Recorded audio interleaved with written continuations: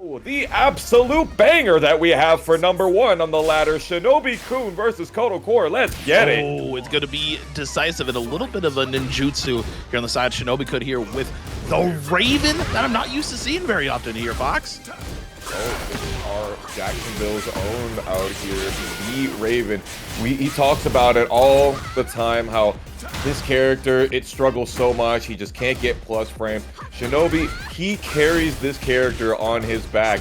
Let's see what kind of playstyle that he has to be able to carry it through Alisa, which I hear has been kind of stealth nerfed due to the fact that her heat was kind of balanced around the idea that she gets all of that chip damage, and now they have drastically reduced the chip damage that you take during heat. Right, nice sidewalk here to the right, but you're gonna get caught by the mid kick, dude. KOTOR taking round one. No heat was spent that entire round, and honestly, that kind of, you know, that kind of blows my mind a little bit with just how powerful heat can be with season 2 active. No, for sure, and it's odd because of the changes that we've seen. Okay, here we go. +9 heat engager, feeling very different. Even the animations are feeling different after we've seen the emergency patch, and this is the first online tournament of that patch. We're going to see some real different changes. You're right, with a great counter hit here for Shinobi-kun. Has a chance to make it to the wall. Little SAT. Man, unfortunate drop, man. That hurts. They say you get points just for putting your name on the board with the SAT, but you need a little bit more than that. You need to be able to get that scholarship. Below hit. Oh my god, guarantees the next hit counter hit. Shinobi-kun firing back, tied one apiece. That was a virtual fighter ass confirm right there. You had a million years to get that extra hit. I mean, hey, virtual fighter happened not too long ago, but we're here on the Tekken side.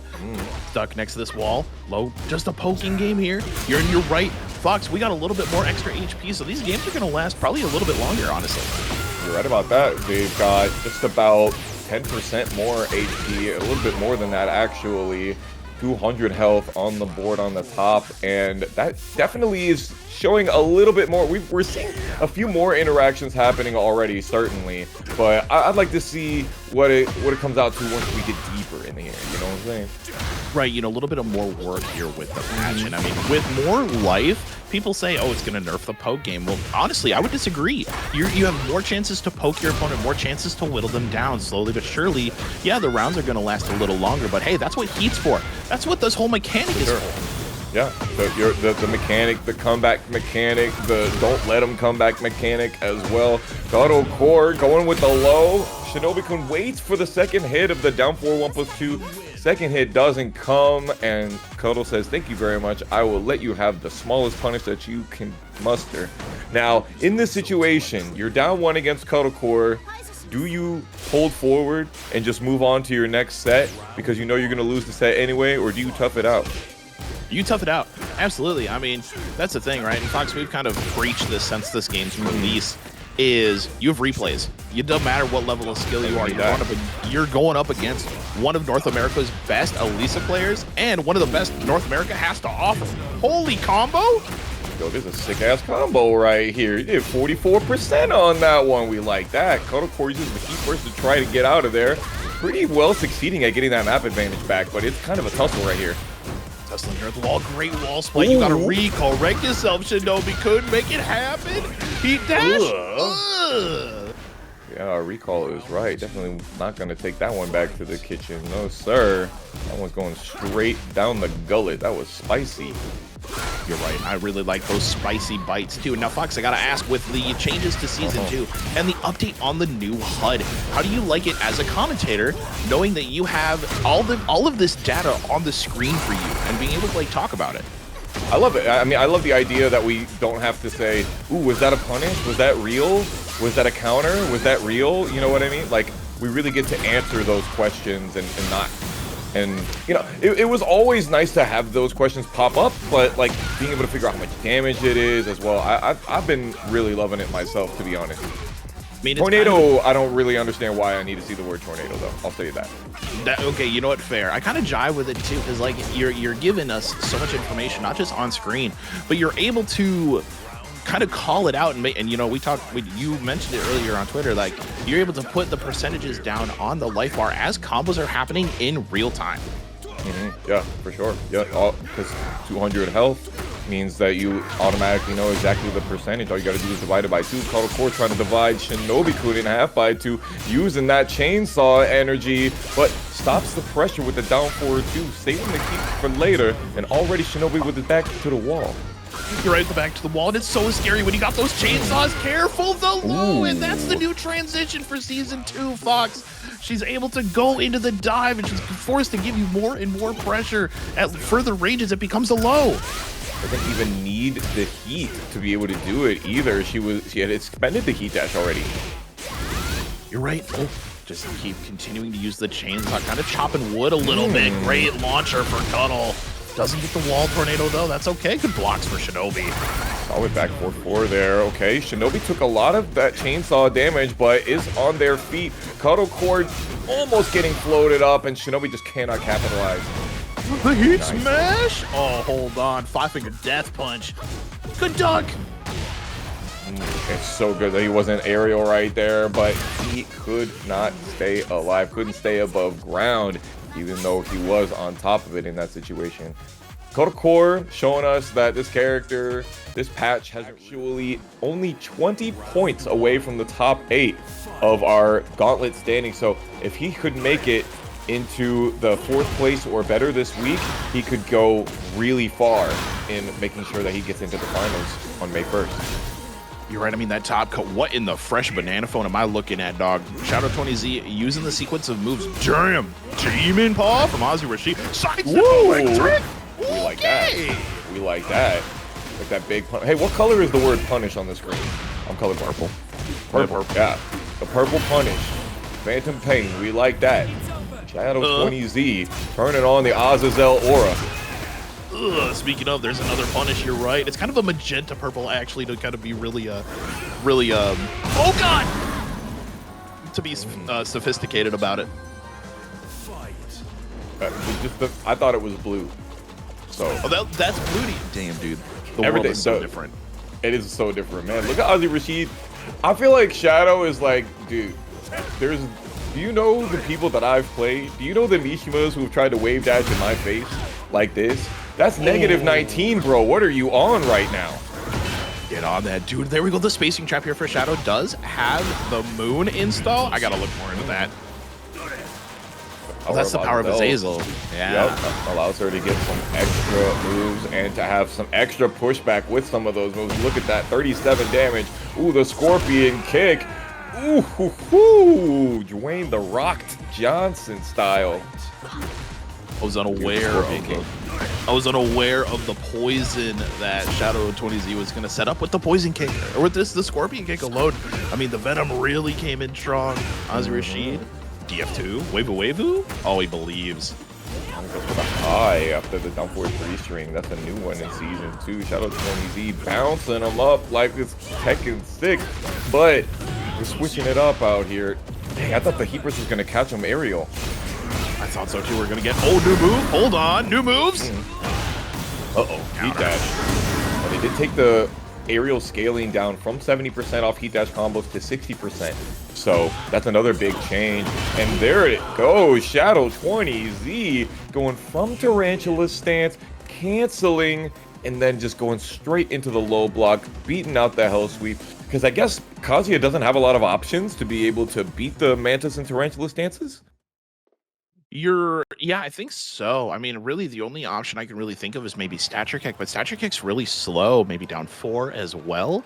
Knowing that you got to kind of really just kind of poke her out of those stances, you can't really like decimate her while she's in that, unless you have like an orbital or like a really, really good heat. Well, even an orbital just spikes you, right? Like you need like Jin back to 1 or something crazy like the, what is it, like Lars down back to 1, where he just like picks you up almost from the floor to be able to get you all the way over there. By the way, pick us up from the floor of our Matcherino if you could. $12.90 in this pot so far. If you could assist us in incentivizing our players, that would electrify us. Thank you so much for all of you guys out there. Exclamation point Matcherino is in the chat already. I'm going to make sure to do my diligence as we wait for this next match. Let me ask you, Ham, what do you think that Ozyrashid can do on the Arena Underground that he couldn't do on Yakushima? You know, kind of thinking about it with, you know, you have the 4 cardinal explosive walls behind him. With kind of how explosive Kazuya is, and I mean, honestly, Kazuya is really strong too. I mean, sidestep electric. I mean, a lot of great tools that he has. Honestly, tone it down a little bit. I mean, the level of like movement and wave dash, like that's not going to scare Shadow. You got to really keep Shadow grounded by keeping by using smaller moves, say like stature kick, DF2 may, you know, minus 10. But maybe Shadow's not on top of his game, right? Kind of keep him grounded, not do all this crazy mumbo jumbo that Kazuya has, just like that. I mean, the crazy mumbo jumbo is definitely working. While standing 4 in the sidestep electric, that is straight up out of the book. 42% to get it started. Can we get another one just like that? He got him. Sidestep. What in the dude? Okay, I like that. He is Kazuya kind of nasty. Get away from me, lady. You're wild with it. No, sir. Yeah, Ozyrashid running those sequences, and 3 in a row, 2 out of 3 we're working on it. But Shadow 20Z using the health, getting a lot of it back from the heat engager, counter hit from the Scorpion Sting. Can this do it? Oh, stature kick. I talk about it, and it happens. Yes, sir. What do we say? We talk about that stature kick, and yo, can we talk about quickly about the big $30 reduce from Landon in the chat? Yo, let's go. Thanks, Landon. Hope to see you soon out there. Are you still in Orlando or are you out in Texas right now? Anyway. Ooh, the down 3 counter hitting immediately, but unfortunately they didn't get the transformation into the Mantis stance, I think. Yeah, you're right. I mean, it's super tough though. Stuck in there, yo, it's that Scorpion Sting, and it's gonna sting super bad as you're stuck against the wall. Getting popped up. Ooh. Oh, the low wall slump. Get some extra plus frames on the end of it. Pop them up one more time. That's gonna do it. 19-second perfect is pretty good. 19-second is really good. I mean, you know, you pop them up with a new pop-up restaurant, maybe get a new flavors in there here for Shadow. Getting close to this explosive wall too. Oh, bro, I thought that we were gonna get some craziness on the Oki on that because of that odd angle from the sidewall splat. Shadow 20Z was ready for that scramble, hitting that punish as well. Did not get 2 perfects in a row though. Tragic. Tragedy has struck. What's that new move out of Kazuya that we're seeing Ozyrashid use a lot? That mid, that's the up forward 1 we're seeing. Homing mid allows you to go into the crouch dash afterwards. There's a down back 1-2. Here we go. We're gonna see if we can get a game 3. Hit it or quit it point out here. Oh, you gotta be careful. You're right. Hit it or make them sing. Ozyrashid, I mean, I kind of like how they're playing neutral, right? You know, using the while rising 4 to create frame advantage, but Shadow says, hold on, you gotta hold all of this. Really trying to make that space happen and try to get those big call outs on the electric, but Shadow 20Z is building an absolute paradigm, a pyramid even, of pain. Pain hurts so bad. Careful, Ozyrashid's got a ton of great life. Oh no, but you got caught as the down. I think that's down 2, down forward 2. I don't know. I don't see his character very often.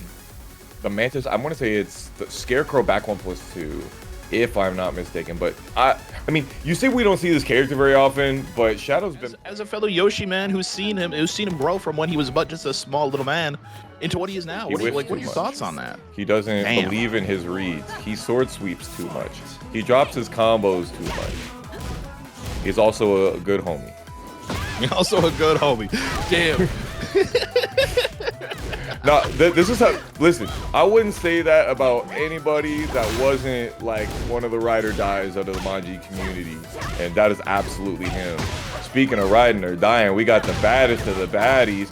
XO versus Trojan out here. And now XO says, finally I can go back to tournaments because they just made it to the God of Destruction.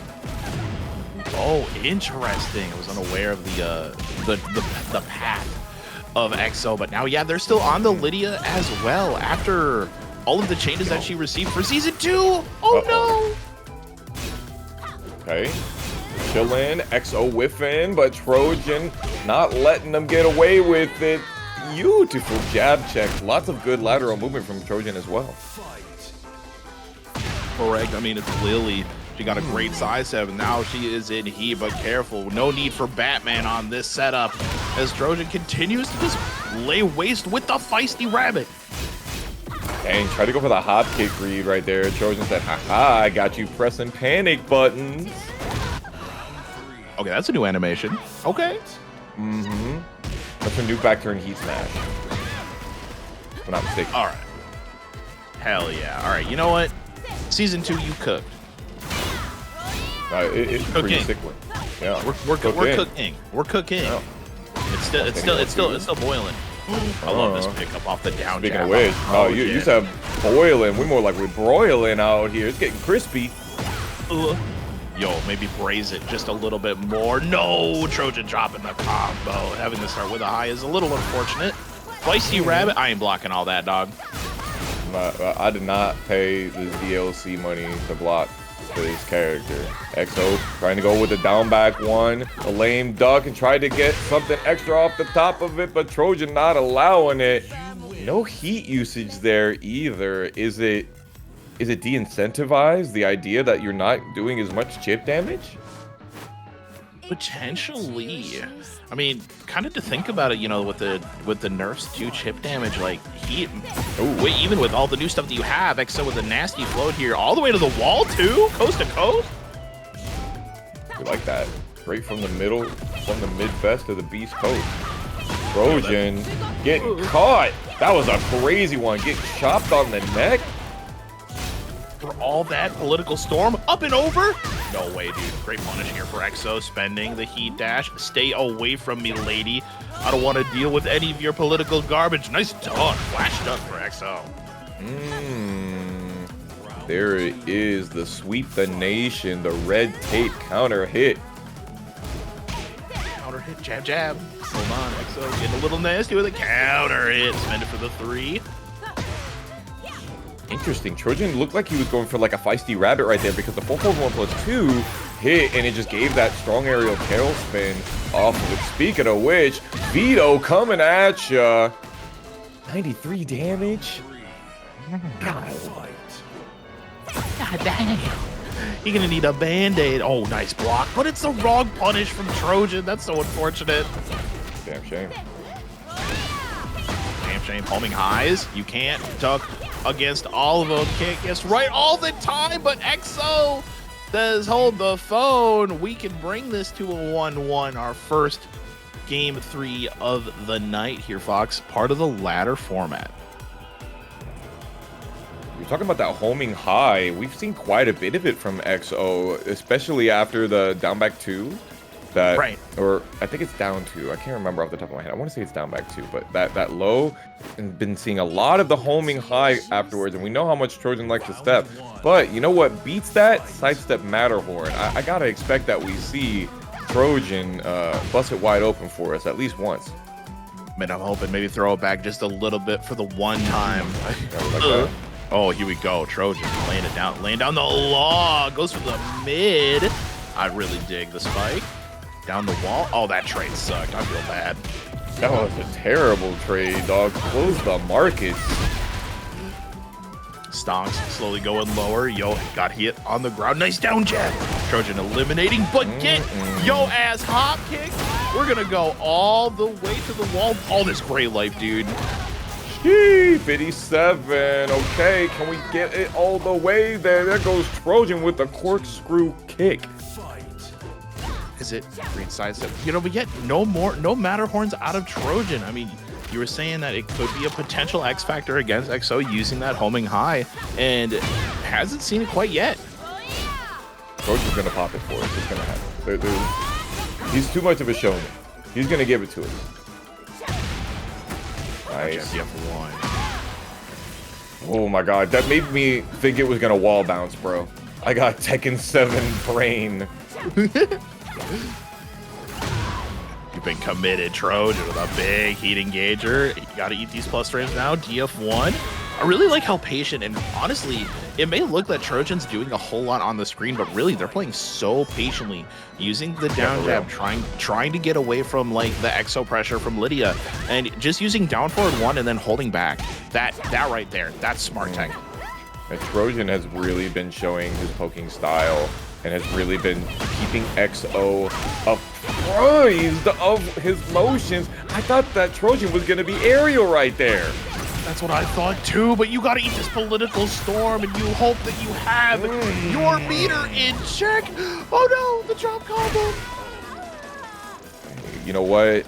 I'm happy for that. You know why? One more opportunity to see Trojan pop it for us. Got a chance, great punish.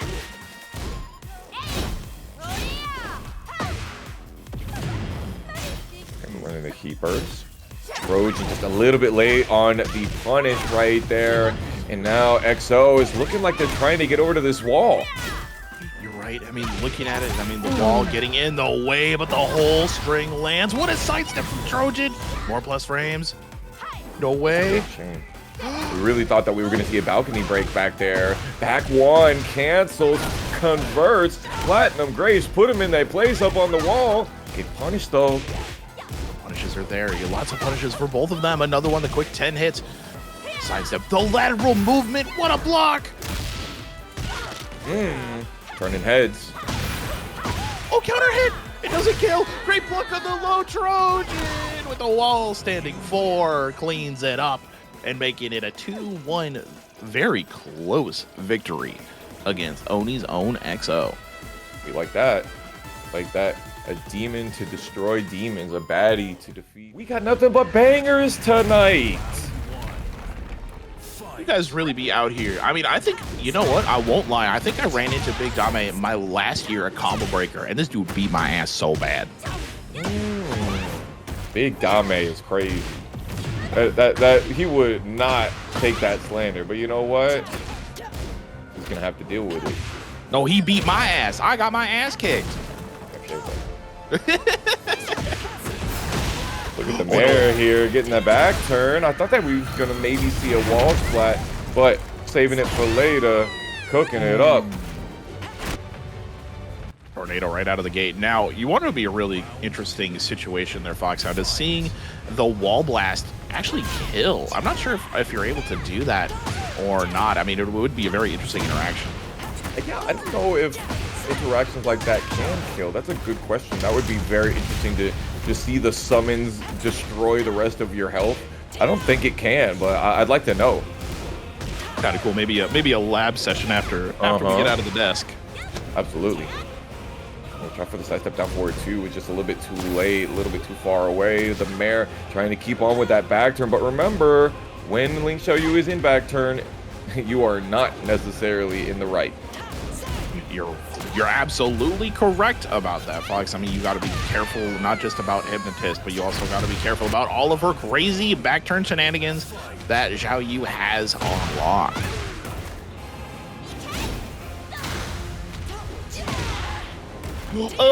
Up and under the Mayor. Yo, I hope y'all voted for this guy because he is letting people know that his policies, you know, he's got the best ones out there. Trade combo.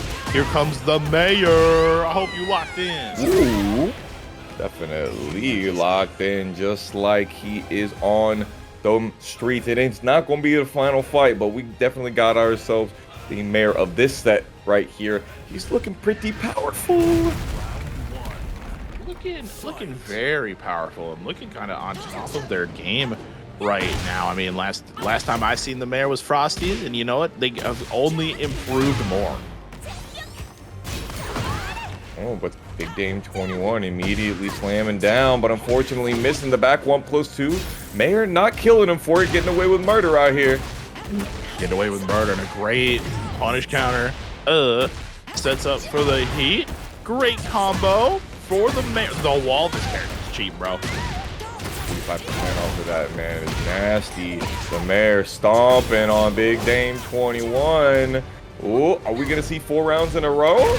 No, I think not, Dame. I think not. not this time. Big Dame thinking with their heart. One thing I've noticed here about what I love about Tekken players, a lot of us thinking we play with our heart and our soul. Yeah, but Big Dame, he believes in those Big Dame buttons. I'll tell you what, right now, there's definitely the Big Dame special. You know, the run up, back turn, snake edge. He will run that 100%. That is the Big Dame special.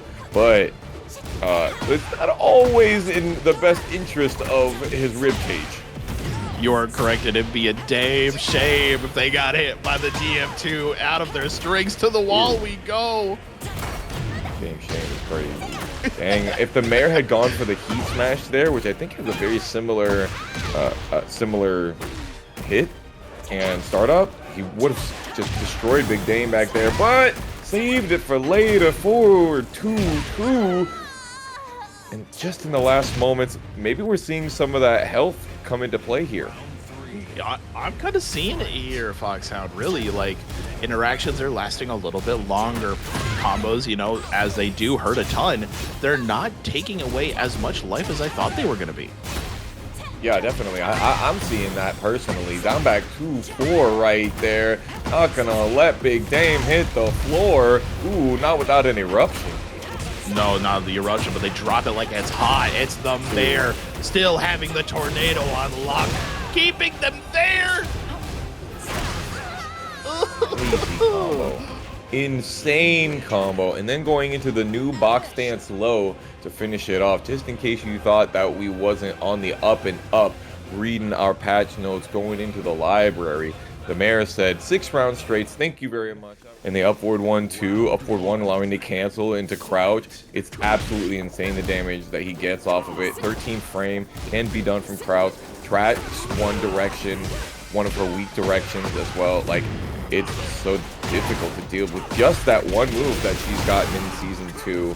But neither here nor there though. We got Loonie versus AuronTheSlayer. Loonie going for the 4-3 after taunt at the wall. That's a new one for me. You're right. Not something I'm used to seeing. A real wall rising 1 off of it, but excuse me? Oh, we like that. All right. Lateral movement. All right, That's that lateral movement buff we were talking about. I'm here for it. Damn. They both traded equally the same. Our homie AuronTheSlayer, tournament organizer extraordinaire, trying to use a lot of those sidestep cancels, but Loonie trying to go for the immediate wall standing 3-4, trying to get some big old counter hits off of the heat engager. Nothing doing, but is really doing well at keeping Auron at the wall. Oh, you're right. No Requiem strikes again, and the hatchet chops AuronTheSlayer down, tying them one apiece here on the round count. Requiem for a whiplash is what I'm seeing right here. Double knees. It seems we are a big fan of that. And honestly, Bryan player, I respect it. Hey, this character's sick. You know, they have done some wild things to this character, and you know what? I'm all for it. I want to see this character do big bongo damage. AuronTheSlayer with a whiff punish. Oh, and then you do the guns to make them tech roll at the wall. That's interesting. I like that. The reverse ivory cutter tried to go for it for keep out that time. Not quite working out, but Loonie letting them get away with it. Help me. Upward 4. Oh my days, it doesn't get the wall, but you press on your get up AuronTheSlayer. Loonie, you know, you might be feeling a little bit, you might need to take a trip to Toonsville after that. Yeah, absolutely. It's definitely feeling like a Loonie area, but even we'll be right back, folks. Loonie trying to catch Auron in the back, but they're scrambling right now. It's kind of fighting for their life. What a block, and a fisherman's hook guarantees the catch on AuronTheSlayer as we are going downstairs. 75 is damn good for a fisherman slam combo. I tell you what, right now, using that hatchet kick to be able to get those plus frames. Orbital, you thought that you was gonna go low on me again? Did I not teach you before? You try to get into my zone, but the gravity of the heel coming down on you launches you for a sky-high combo. Loonie going up 1-0. Trying to go for that quick poke style. It's working out for them with the QCF 4-3.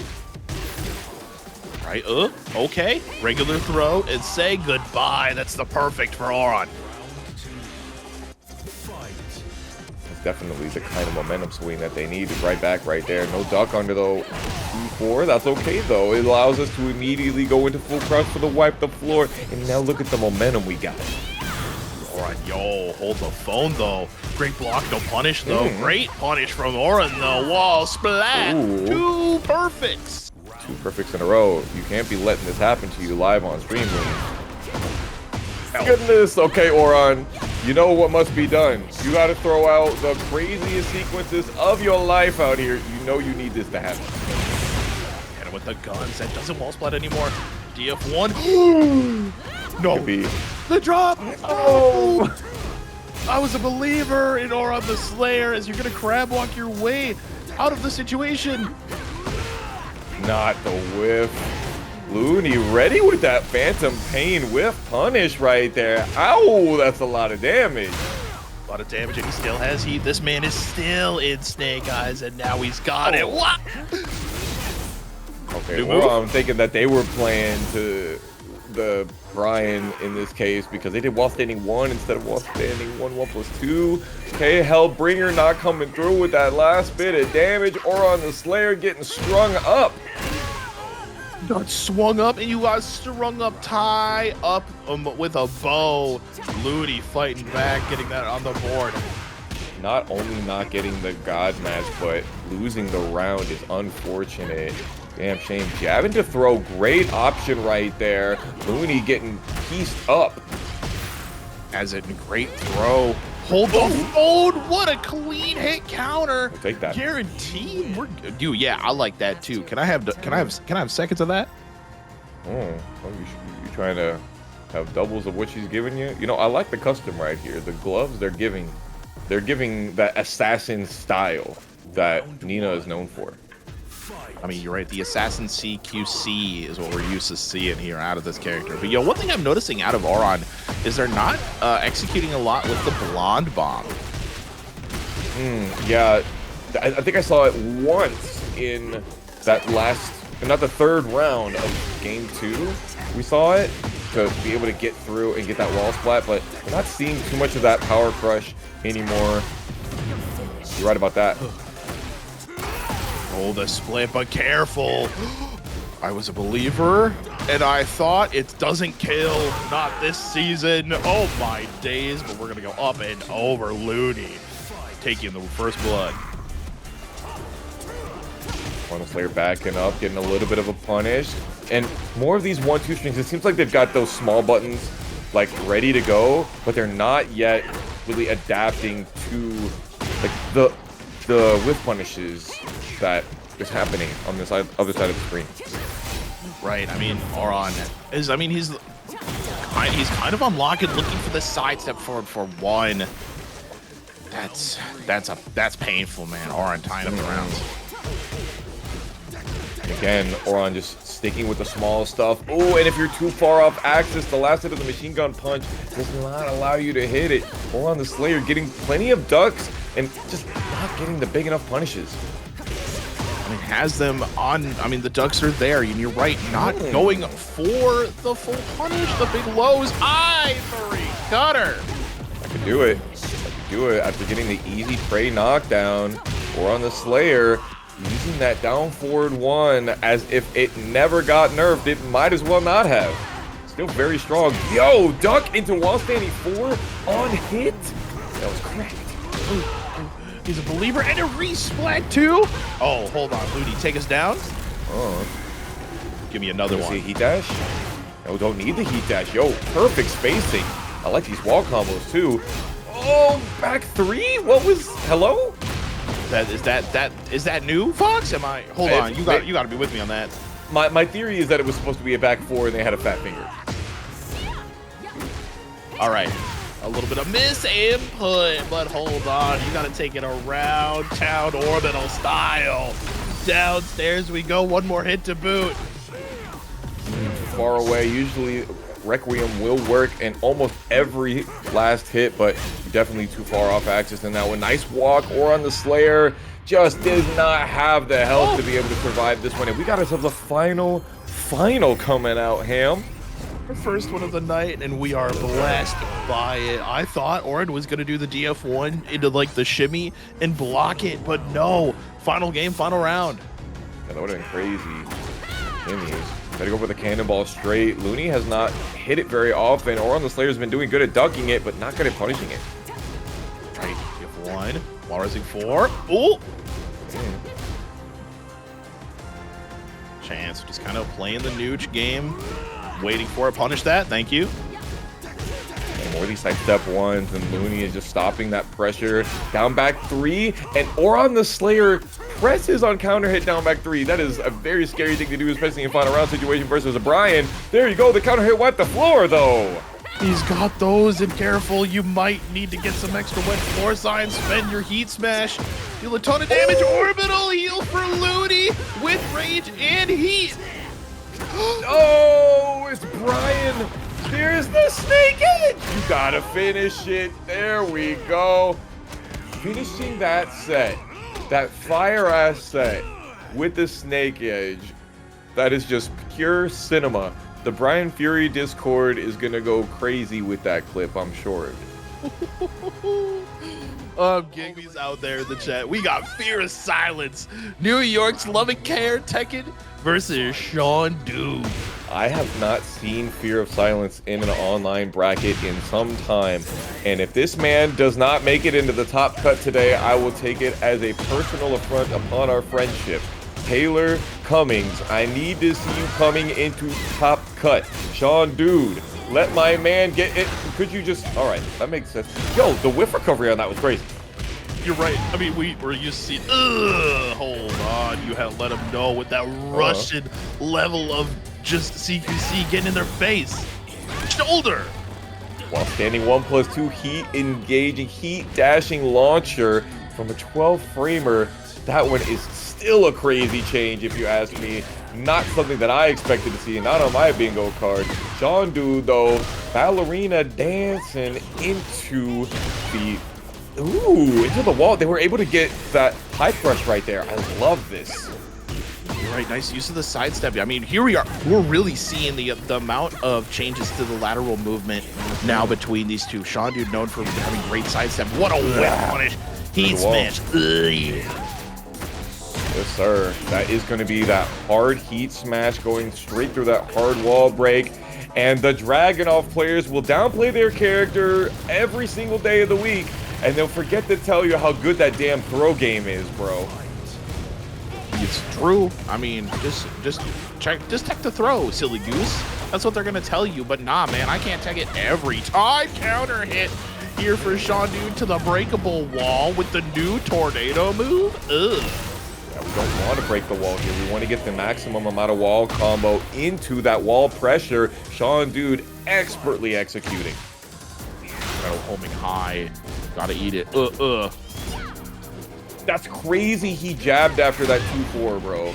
You jab after 2-4, and these Lili players love to do sidestep Matterhorn on you. This guy is playing with fire right now, and not just because he's in heat. You're right. I mean, both of them now in heat. The wall's still there. Great jab check off of the feisty rabbit. It kind of jump scared me. I got kind of choked up in my words, dude. That was super spooky. Yeah. Crazy amounts of wall carry that you can get from the opponent just blocking your heat smash. Ooh, get slammed down with the 1-3-2 back turn. Back turn, yo, get in there with the crouch dashes. Regular, oh, dude, on the other side, +2. Down forward 1. You gotta keep it simple. You gotta keep it easy. Played that small Tekken, Senior Dr. Dragunov.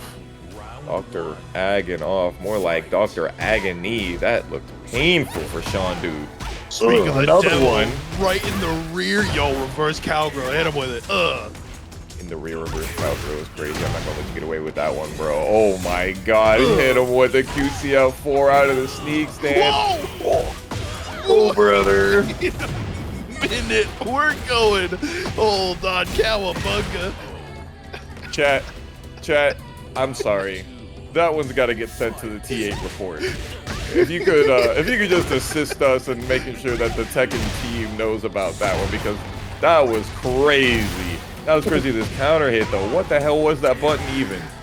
Dog, what in the world was that? I don't even know. Hold on. Wait. Okay. Wait.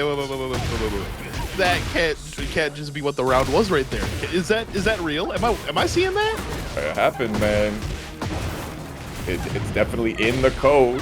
60 damage into the extra, 19 damage just on the wall combo. Fierce Silence using the unique getup to CQC wall his way out of there. Can he get himself the round though? Can he move forward? Because he's got some time. The clock is ticking. The clock is ticking, but now he's in heat. Great block off of the big low. Fierce Silence, you know, with a big gamble goes low. Shaundude had some great reactions. That's what he did again, using that heat smash to be able to get out of the wall. Back forward two, we break the tackle. We like that. That's the new change to the backswing blow. Now, the thing is that backswing blow normally it will not launch, but because Shaundude was aerial, it did do the tornado, so he still got basically season 1 out of it and got that no round brown. Fear of Silence going up to 4-1 to make sure that when we watch in top 8, it's nothing but fun. Plenty of the pigeon roll from the NYC. Assuming for an advertisement now.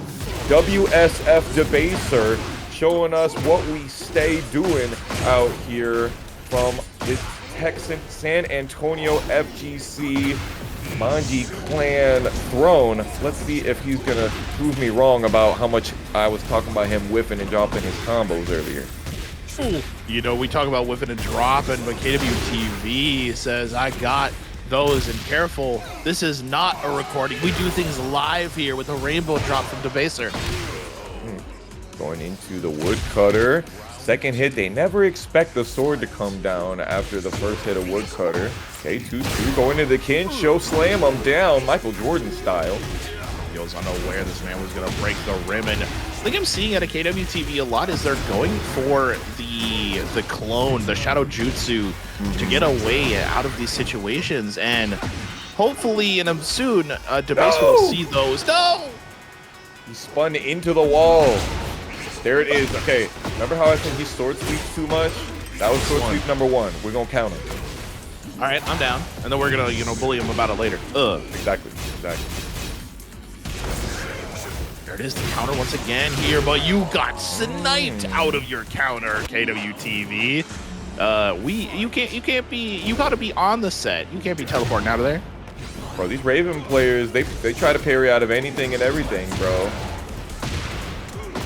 Oh, good lows from KWTV. What? You could pick up after that? That was nasty. I see where the MF from the sponsor tag comes from.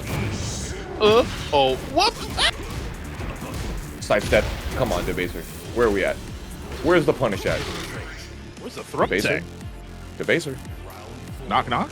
Anybody home? He's a pad player. I don't know what's going on. He got one of them aftermarkets or something. Yo, Amazon style. And it's amazing how we didn't get that whiff punish right there. But you know, we got something a little bit later. The 3-1. But bam. We using the heat smash. Only 29 damage for it is really not that great, but we got ourselves the jab into the 4-1+2 to be able to get the wall combo and put 3 bubbles on the board. You know what? We can talk all that smack, but whatever it matters, the only thing that matters is who is left standing at the end of the game. And Debaser got it all the same, regardless of how many, you know, drop combos and miss whiff punishes and whatever opportunities right there. I love you, Debaser. I'm sorry. You're right. You know, we do love Debaser. I mean, he's been around representing the Yoshi for a very, very long time. And I'm sure KWTV's also been representing the Raven for a long time as well. Yeah, I've just now been getting an eye on Raven, or on KWTV right there. I will say, you gotta run the wall standing too after you block the Manji spin kick. It will counter hit. There's sword sweep number 2. It will counter hit because it is 13 frame startup and counter hit launches in pretty much every situation. That's sword sweep number 3. What did I say? He's gonna continue to roll with it. He's gonna continue to use it. You spin all the way through that? Ah! What a step, but no punish. There it is. Come on now, Debaser. Lock in. Punishes. KWTV getting the down 4-4-4. And then putting that final slam on him. Spends the heat smash. That's dastardly. Ooh, we like that. The little shimmy right there. I like that. A little shimmy to the bimmy. Give this man the stimmy. He just needs one more round. Counter hit with the big forward knees. Using the flash to get a pickup too. I love that. Oh, we try to go for the kid show forward 1+2. Got the back turn, back 2-2. We like those. The Debaser trying to go for the heat smash, but is getting break danced on. Break dance. Oh, could use the forward number 4. And that's gonna do it. That heat smash finisher, that whiff punish. The Debaser redeeming himself and taking it 2-0. Let's check out what his record is looking like with the Raven. Shinobi is only 4-2 right now. That is not a bad record, but TomoRiru, this is a difficult one to be able to get past. Now I wonder why he's choosing the Clive here in this matchup, because I would think that King would be mighty good in this matchup. I mean, kind of thinking about it, yeah, King does have a lot of great tools and just how it is, but though this Clive champion has been a thorn in people's side, but Shinobi could, with this sidewall combo going all the way downstairs. Yeah, he's been using that Demon Paw really well, and you see that Oki that happens after Heat Burst going straight into the Soul Zone. It makes it so that that Soul Zone low catches even more meaty and becomes even less punishable. Talk about meaty. Nice click.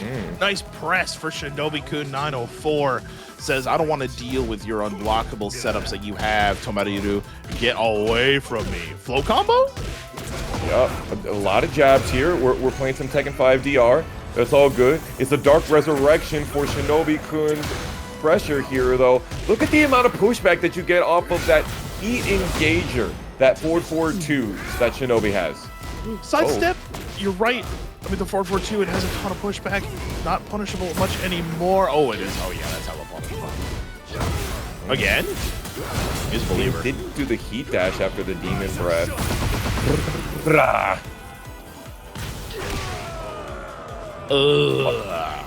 The Clive rush low. Nobody is immune to it. You already know. Makes it 1+2. Visions of Heihachi Mishima with the big palms.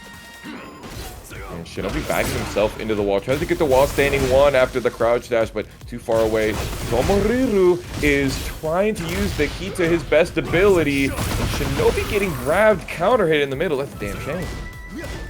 Oh no, tries to use the armor to try and push their way through. Shinobi could kind of just opting to, honestly, they're throwing their life away, it looks like. Yeah, for real. Honestly, I've seen at least 3 of those armor moves just get blocked and die.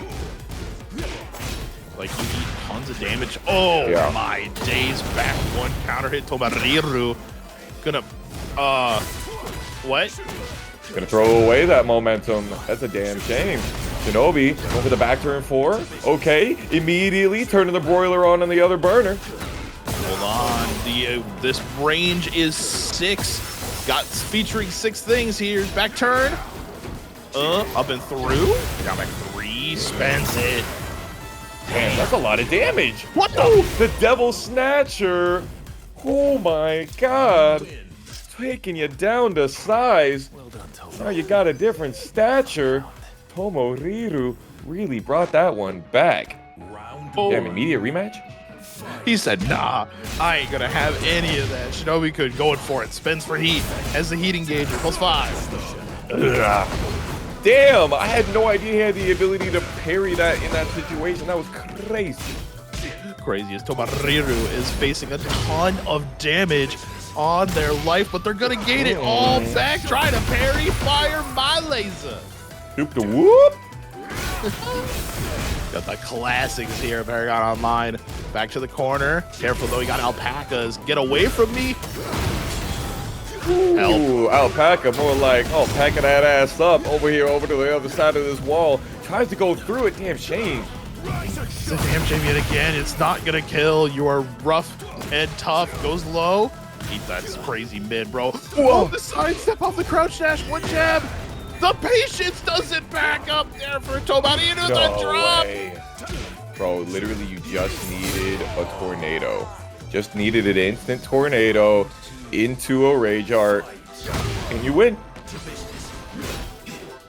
I'm gonna do a little bit of replay takeover if you ask me. Oh, that was sick. I haven't seen that before. That was so cool. Ooh, little sidestep into the 4-1. Okay, we're getting that realignment. Something that was talked about in Season 2. You're right. Yeah, a little bit of the realignment changes so that combos work a little bit better. Break dancing on again. TomoRiru delays the get up just a little bit so that they can get away from Shinobi's Oki. Down back 2 into, of course, the back turn down 4. Ooh, we got a set on our hands now. Foxdown Shinobi is alive and well. While running 3 whiffing, TomoRiru had a huge amount of pushback on the down back 1-2. Can he stop Shinobi from being able to swing the momentum back? Really tough. Okay. Waiting for it. You got your back against the wall, and that's so terrifying. You're in the middle of the casino. What a block. Wall rising too. That was crazy. That immediate sweep. It was like we were playing Street Fighter out here. You're running the crouching heavy, and TomoRiru was like, no. We playing footies for real out here. You're not going to cheese me like that. Yo, have it. Yo, the sweep. Yo, the armor on Torgal. I just realized that, dude. This game, you know what? Dude, this game's got so much cool stuff in it. I can't even capture it all. It's probably in the time that this game's going to be out. Bro, it's straight Elden Ring style we got out here. We got summons coming at you. Go for the low to be able to beat the armor. Very good option. TomoRiru staying extremely frame tight just in case Shinobi wants to try and step out of the wall, and that might take it all. It might just do it. Shinobi's gotta be really patient. Going for the shadow.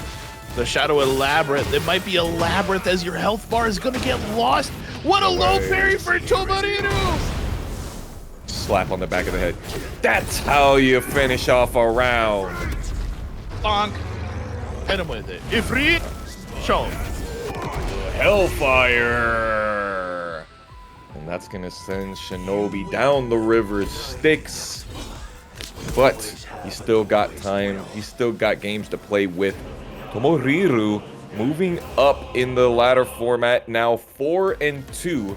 He's only taken losses to Shadow and RV Cris so far. Really go for the big stuff, as the Street Fighter players would call it. You can't go for your, deep cut Shoryus. You can't go for, in the latest Street Fighter 6, you can't just DI randomly while you're there. No, bro. But you're talking about big stuff. It's Mr. Big Stuff. Who do you think you are? TrizzyTheRapper showing us. Man, if he just hit the second hit of that, he would have got himself a wall splat. That's a damn shame. Peeling basically got full health right here. You're right, being able to heal all of that life back too. Yo, using the spit, the Hawk Mitsu. Oh, nothing guaranteed off of avoiding the puddle anymore. That is actually a really high damage flow. You know what I think is so funny? Because that's exactly how Peeling would have played this character. Oh, putting away the sword. You're right. And Peeling, I really like Peeling's Yoshi. It's just so fun to watch. I love the way that Trizzy has been really using the flea stance more. Oh, and the way that he's just using the TomoRiru. Okay, now, I'm sorry, I just had TomoRiru's name in my mouth. Peeling, getting the big game special is what I meant to say here. But Trizzy still has the health. He can just be able to go away. 4% still alive over it. Alive, and he still had the life lead. That was incredible. I mean, I really like the ideas out of Peeling, using the rage to try and get a little bit back, run up dash, but Peeling, and now, you're forcing us to go into this hypnotist, and honestly, I'm kind of caught in a trance the way that we're using the stance all the way in the future. Damn. Yeah, no, for sure. And Peeling keeps trying to use the hypnotist, and you can see, look at the amount of heat that it gives you back. Peeling excels at being range 5 and making you come to him. And look at all of that time he got to stay in heat, and TrizzyTheRapper wasted basically 40 seconds of his time. And look at all the heat that Peeling still has. Can we talk about this, people? they still have half heat, and that's the most crazy part, but they're gonna spend it here for the last 10 seconds. TrizzyTheRapper, honestly, I would just take the wall and I'd run away. You got 4 seconds, I'm out of here, bro. That's crazy that Trizzy still won the round, though. I mean, Trizzy just playing the defensive, playing the patient game. Both of these rounds have gone to timeout. Yeah, no, we're seeing that 20 health go places, but really, I mean, it's a peeling Trizzy match.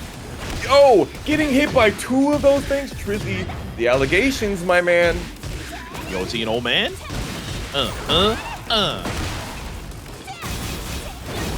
Hypnotist. Been out of there. Be careful. Yeah, nice, good block. What in the holy moly? That's a Twitter clip.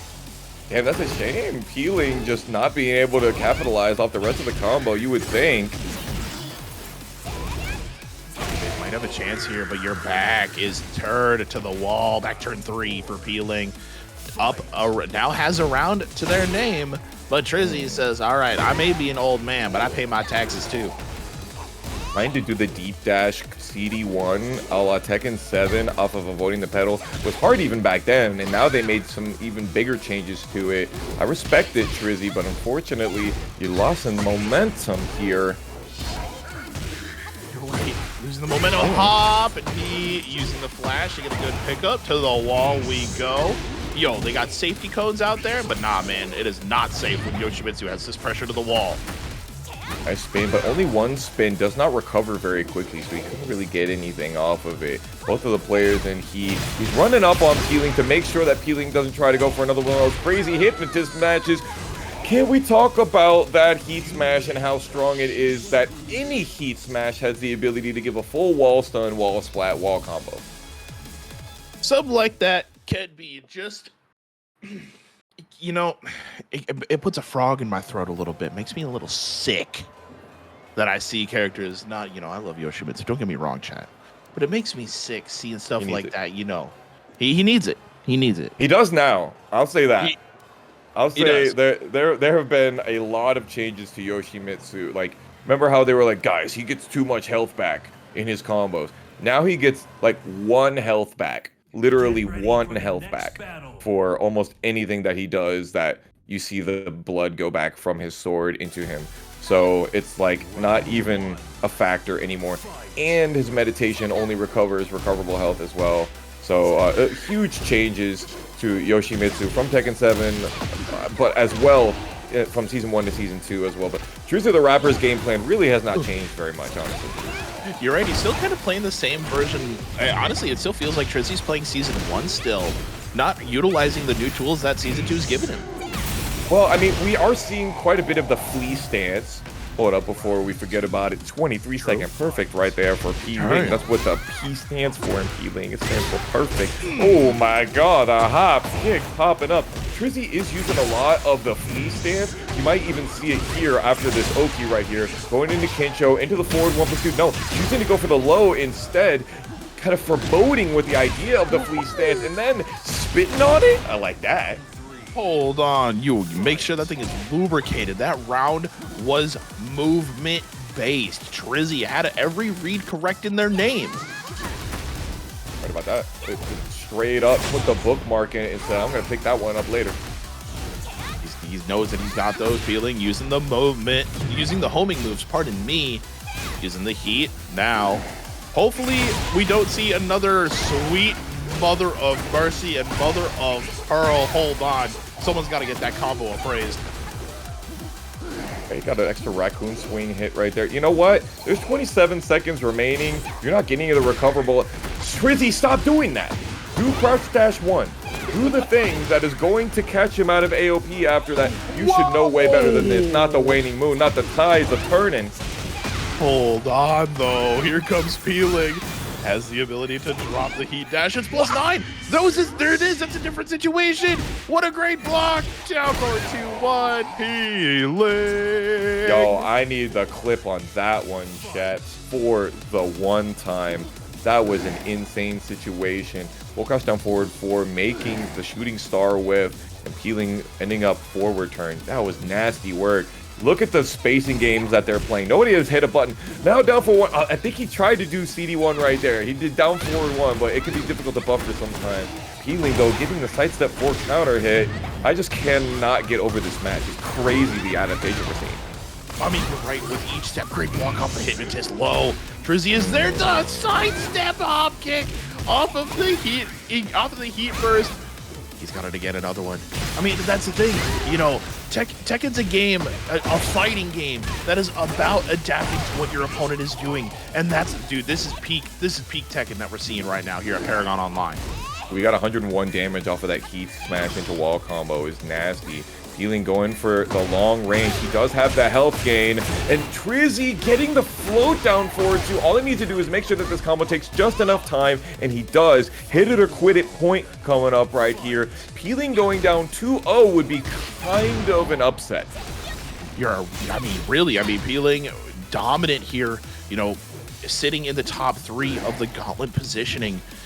I mean, actually, he's first in the gauntlet positioning, if I have my standings correct. You're right. And looking for the heat, he's got it. Heat burst, get away, shooting star press. Honestly, that's fine. I was about to say it's fine because you're losing all that heat, but he's just getting it right back. Damn. Another one. Yo, look at him. He's jiving. He's thriving. My man is in the vibe. I can't believe that Trizzy's just allowing him to be in heat like that. Survive the onslaught though. The heat wave. The heat wave is done, but careful, there might be a Draco moving its way in. It's a low pressure system. And here comes Peeling with 8 seconds left on the clock, trying to survive, shooting star press. Bro, you said the low pressure system. That's not what I'm looking at right now. That P looking like pressure Ling right now. Of course, you didn't think that Peeling was gonna press with 2 seconds left and a 50% life lead right there. But of course, you know, what else were you gonna do? There was literally nothing else you could do except maybe like suicide, but even then, your suicide wouldn't have killed. Oh, you would have gotten away scot-free. They're gonna just hit the instant rematch. Here we go between these two. Final game. We're entering our final quarter of the ladder format. Only 30 minutes remaining.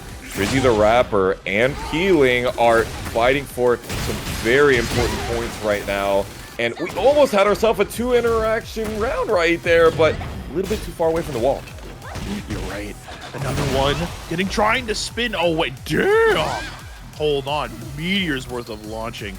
Sweet mercy, dude. Somebody do something about this character. She's still in heat. Can't stop her. But the thing is that we're not seeing that Peeling back turn heat smash that is really the problem so often.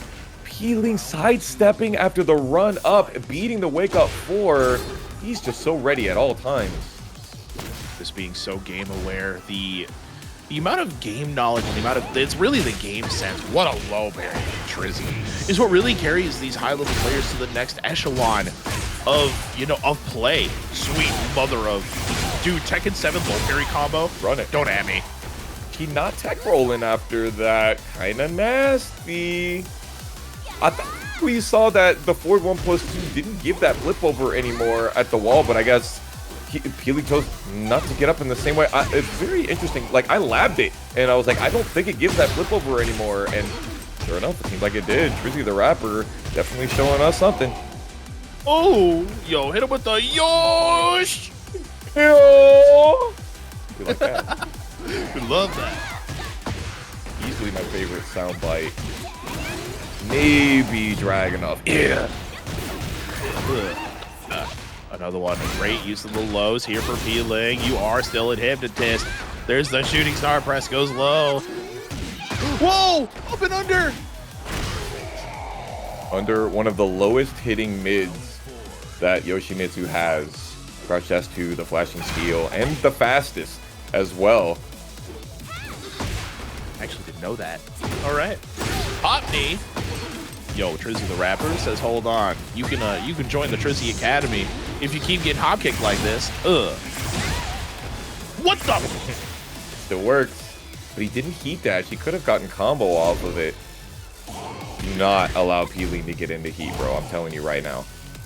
30 seconds with a hella life lead. What are you doing? Just looking at each other. I'm confused confused.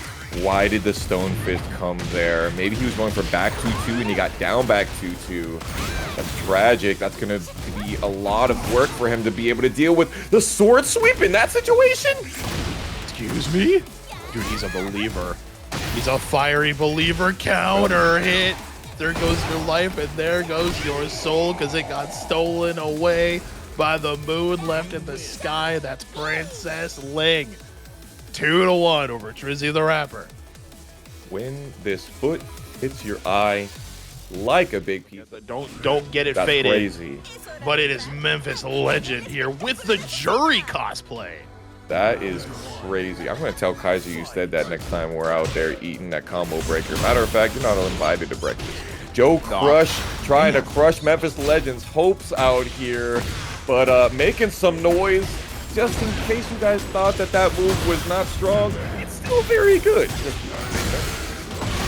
That nerf, he's gonna mog. Holy moly. Great blocks here for Memphis, but the counter hit. Rock'em, sock'em, robots, and you got clocked in the noggin.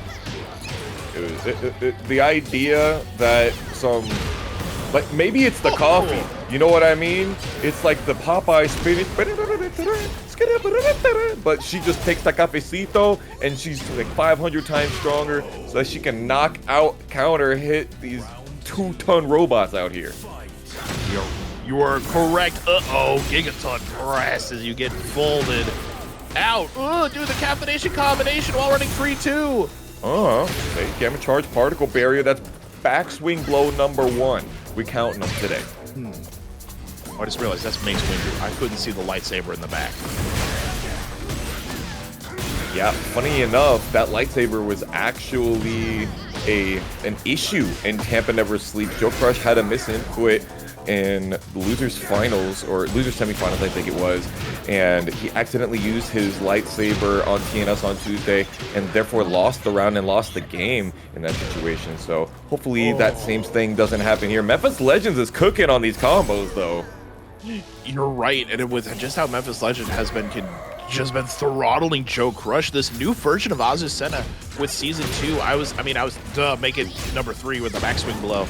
I was chatting with Kaiser at Run the Monthly a couple weeks ago during the Wisconsin invasion, which lost to John 316, on how Azucena is now actually able to play Tekken 8 with Season 2 on lock.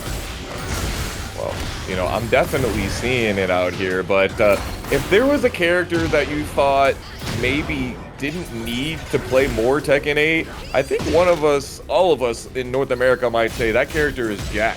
And he definitely has gotten to do even more of it. His combo damage has been gigantic. And getting to see JoeCrush's numbers on his combos in real time has been super cool.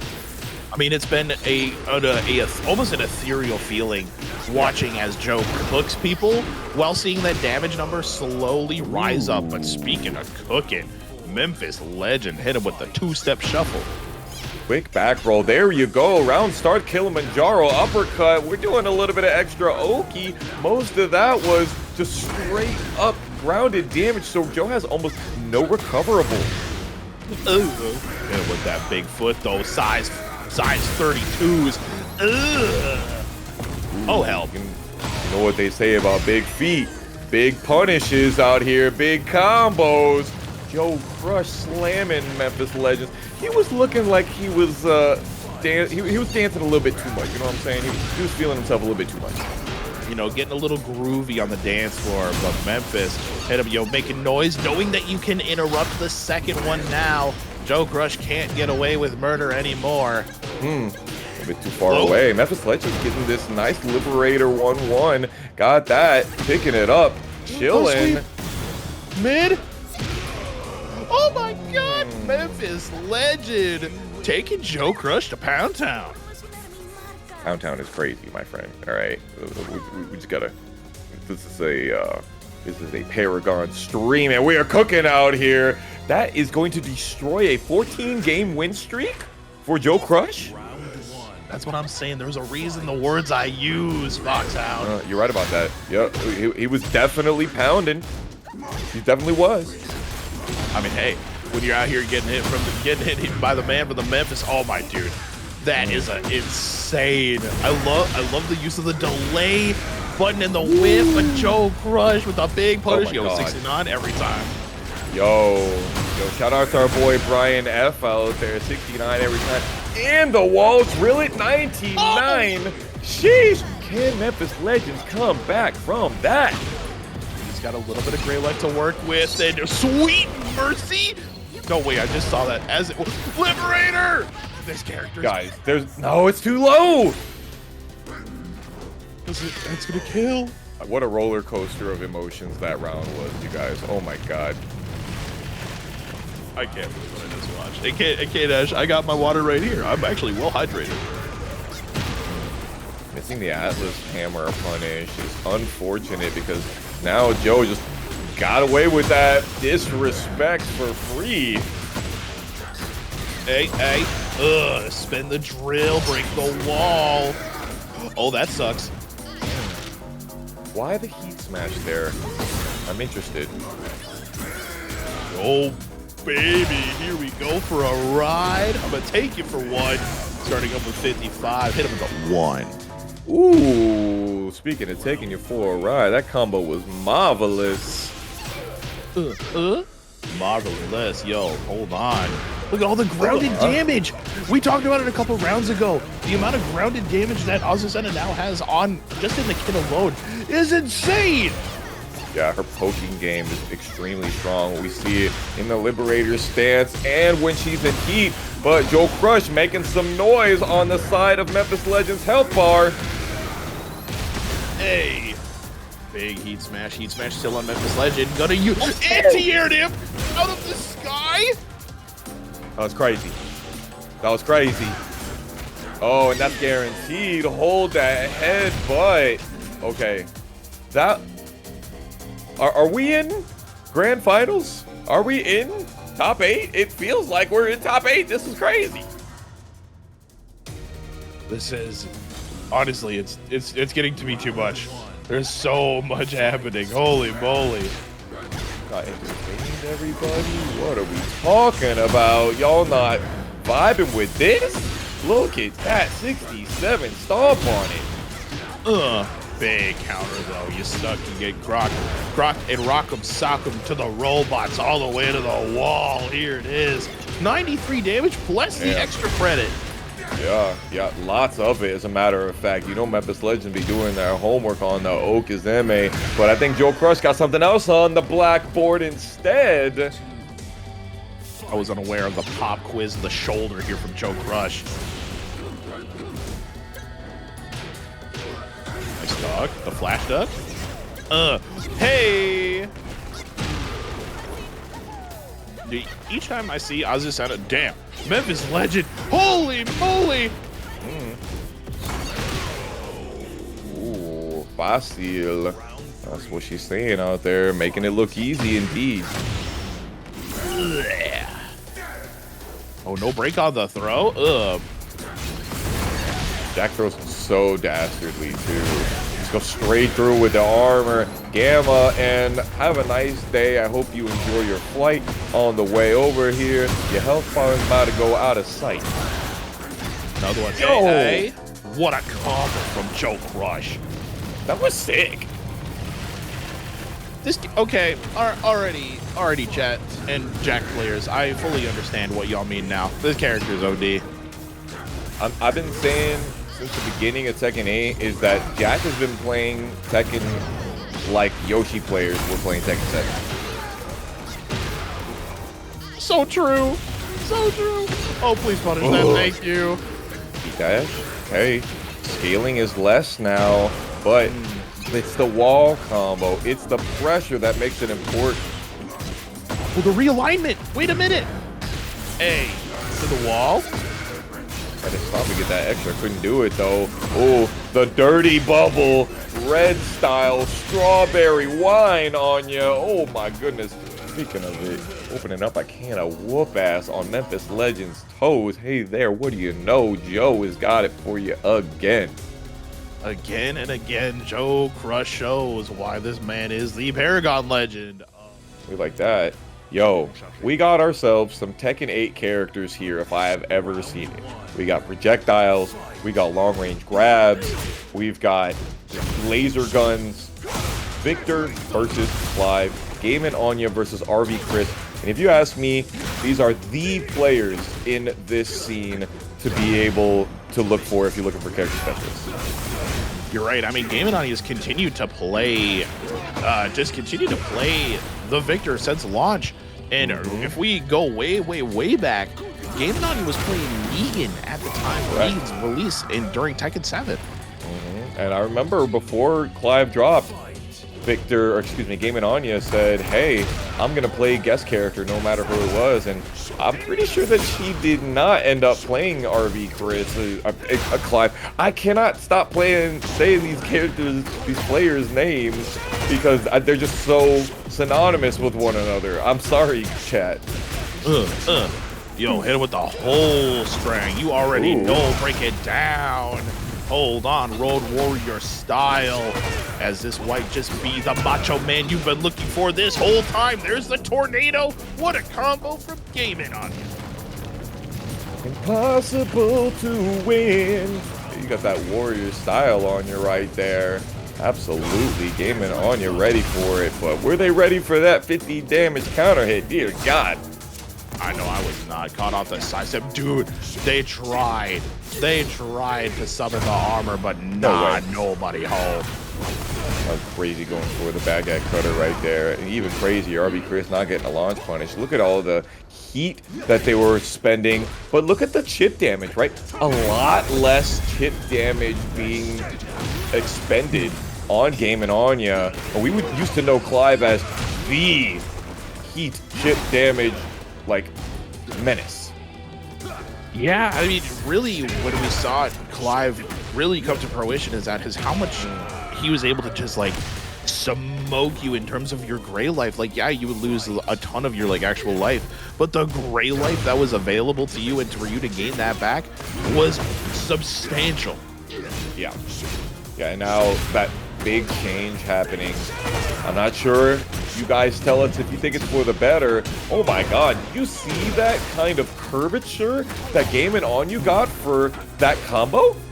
You're right, I did, and it's like, it's almost too much. Oh, tried to use the Excalibur to go up and over, but the sword was still in the stone. Crazy. Sword still in the stone is unfortunate. RV Cris getting the down forward too. No, we are spaghetti all over the place. We were just talking y'all up, saying that y'all are the character specialist that you can optimize in any situation. Come on, y'all. You're gonna make me lose my occupation out here. You're gonna let me lose this job. Too much, you know, they're just giving us loop after loop. What a sidestep off the 1+2. Gamin Anya, she knows about it. She's so ready for it. There's the heat. Definitely saw at the beginning of the Excalibur right there. RV Cris popped her out. Big up 1+2. Got huge amounts of damage for it. RV Cris coming through, expending the heat. Now it's nothing but nooch. All the nooch. Oh! What the hell? Caught the float Gamin Anya. Great float off the one jab. She was there. She's ready for it. Never, ever count out fat cats. Gamin Anya out. Hold up 1 second here. Just a look. That used to be Crown RV Cris, now unsponsored RV Cris? Might potentially be the new wave. Oh my. Free agent RV Cris is insane. We've definitely seen what he can do on the international stage. Gamin Anya trying to deal with the Clive of NA. Oh my God.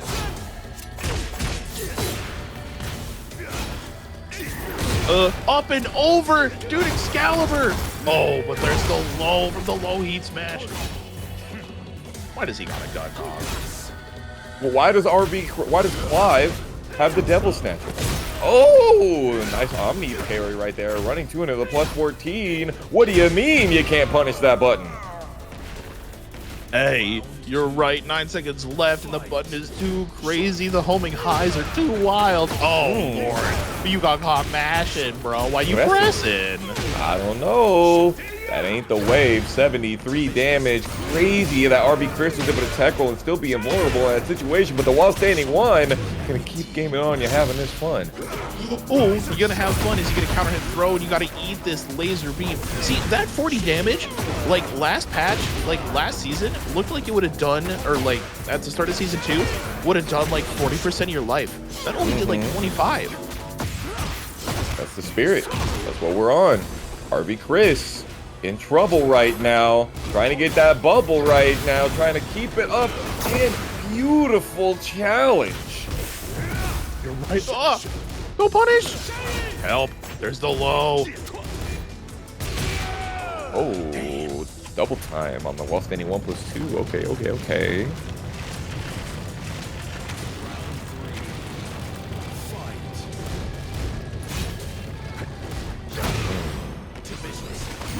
Came on, he said, hey, that while standing 1+2, that was pretty good in the last round. Is it going to stay working? RB Cris, very, very good at staying active in his lateral movement. We've seen that time and time again as we watch him throughout the season. And it's been doing great work for him. Look at how it has reversed that map advantage already. It's been too much. I mean, now backing yourself up into a corner against Clive, not the smartest idea, because there's the wall split that drops off up for 2. And he's whiffing, trying to bait out what Gamin Anya wants to do. There it is, big, gigantic sidestep 2-1 and finishing it out. RB Cris getting that gigantic wall splat, and that's that for Fat Cat. Fat Cat Gamin Anya. Hold the phone. That's not a full string anymore. Ooh.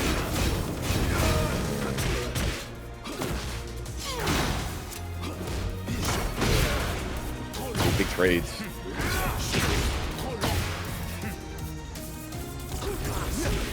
Going to get again with that lateral movement, even after the dash up, but trying to sidestep button, getting caught by that down back 4 counter hit. It's just as good as it was when we first saw it.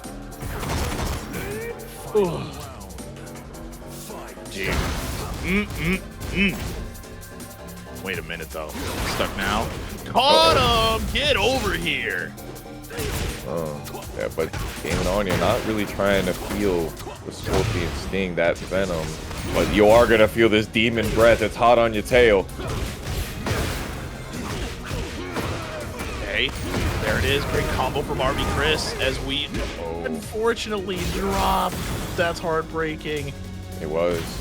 If they had only had the ability to run the heat, they could have heat dashed into better realignment. But RB Cris does get the down forward 1 string, finishes it off, and you know what that means.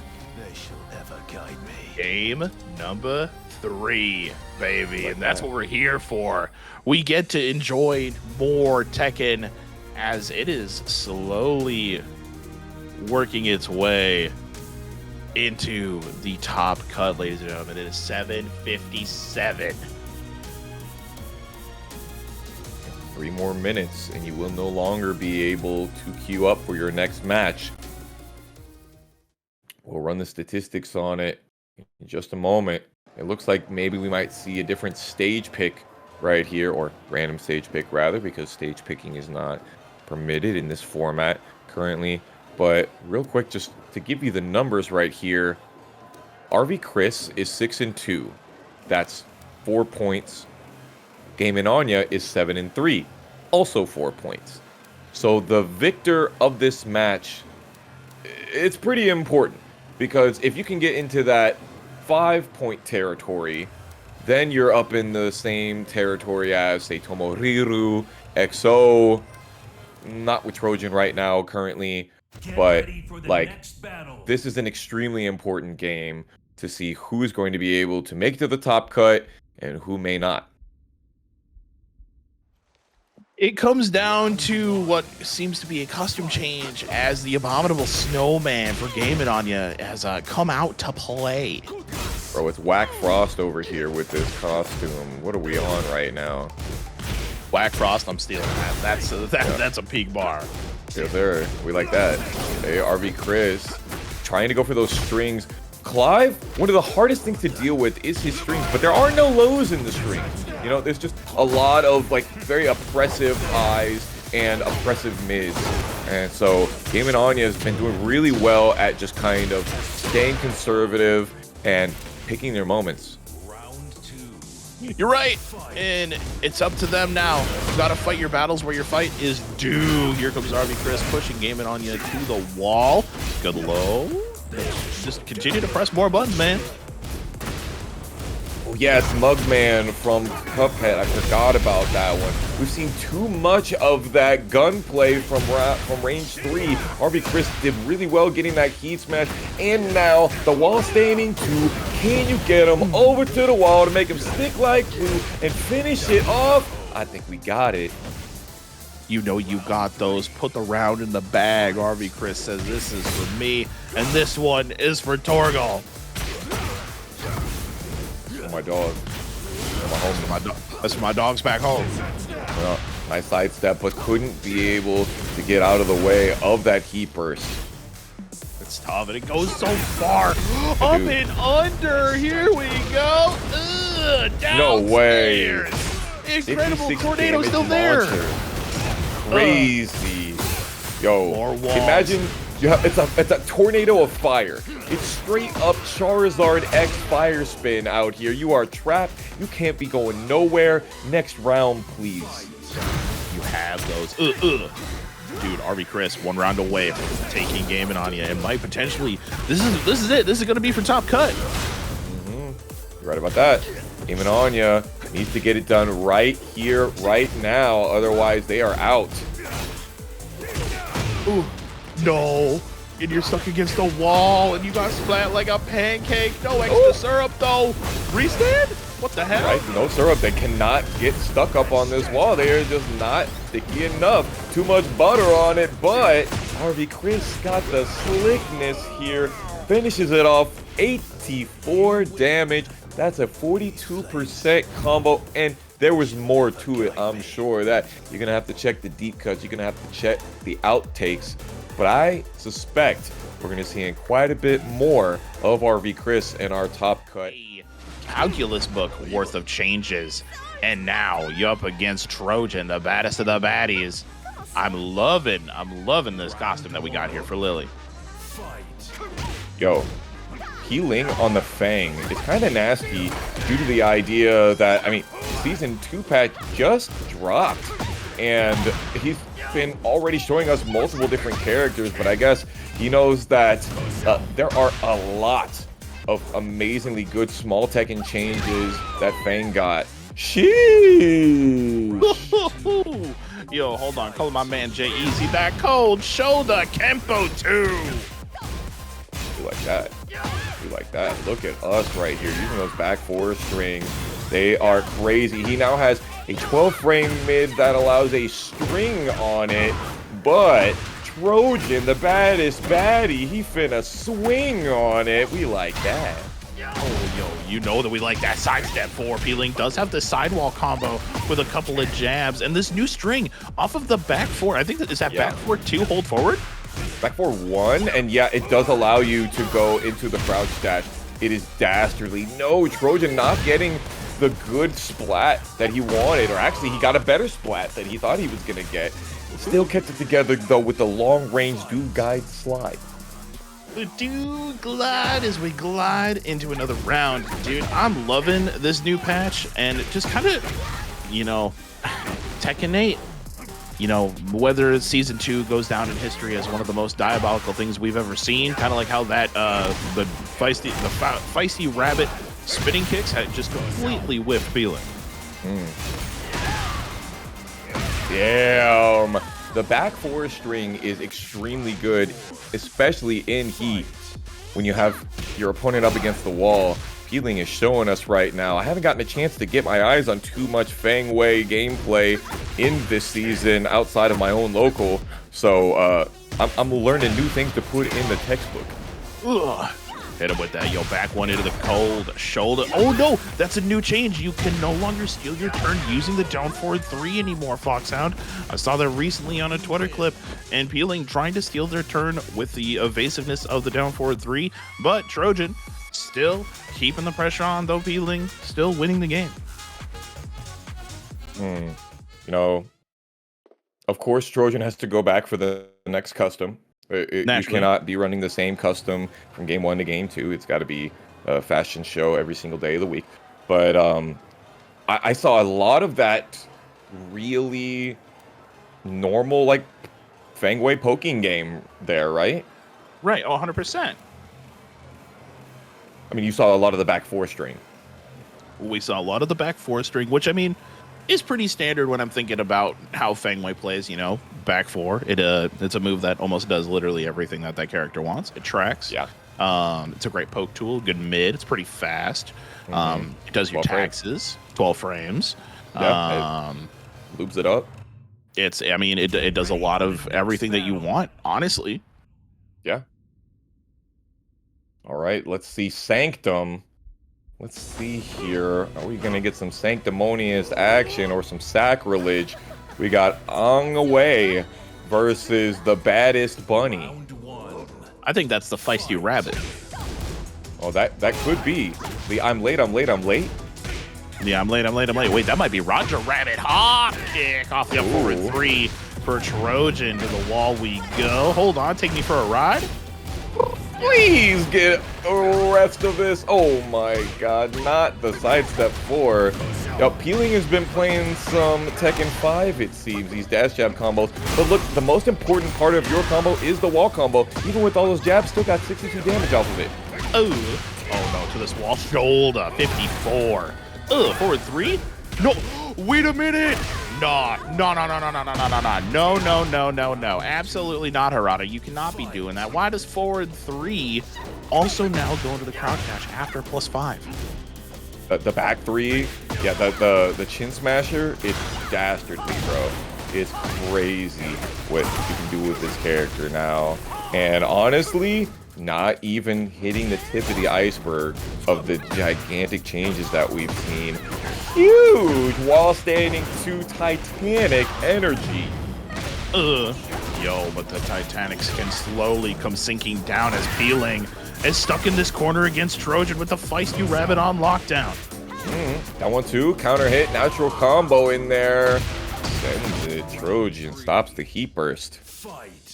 Incredible there from Trojan, fighting back, 60 seconds back on the clock, but no, you get mucked right into your chest. That damage, 104. That's 52% for those of y'all that are keeping track out there. What? Speaking of keeping track, tracking, no tracking? Tracking 8, ladies and gentlemen. Oh, punish that. Thank you. Bro, a 33 damage knockdown, 12 frame Punisher in heat. That's nasty work. Incredible. You're right. It is nasty work. And the pressure. Big plus frames yet again. Trying to sidestep away. Peeling, fighting for their life as they just continue to back themselves into a corner. Get help. Get away from me. The defensive nature of both of these players. Ooh, the delay. The baddest baddie came out to play. Being able to play and run it through and through, ladies and gentlemen. You're going to get a little bit of life back for that. But Trojan now up 2-1 and a great read off the round start. That headbutt with the extra pressure. Nice jabs to stop out the armor. Quit doing that. No launch on... Well, I guess there's not a launch on that headbutt, but still. Need some punish or something. Give me a little bit of anything. Oh, trying to get the forward 4, but hold on. The scorpion tail. Ugh. You know that they added tracking to that forward 4 button? Oh, they did? They did. Oh. Okay. Yeah. That's not okay. It's not okay. That's really. Not okay. But so far, Trojan hasn't gotten slapped by it, though. Let's see what we can do about it. Trojan throwing out those spacing traps, trying to really lock Peeling down now. But Peeling said, I want to be range 0. We like brawling.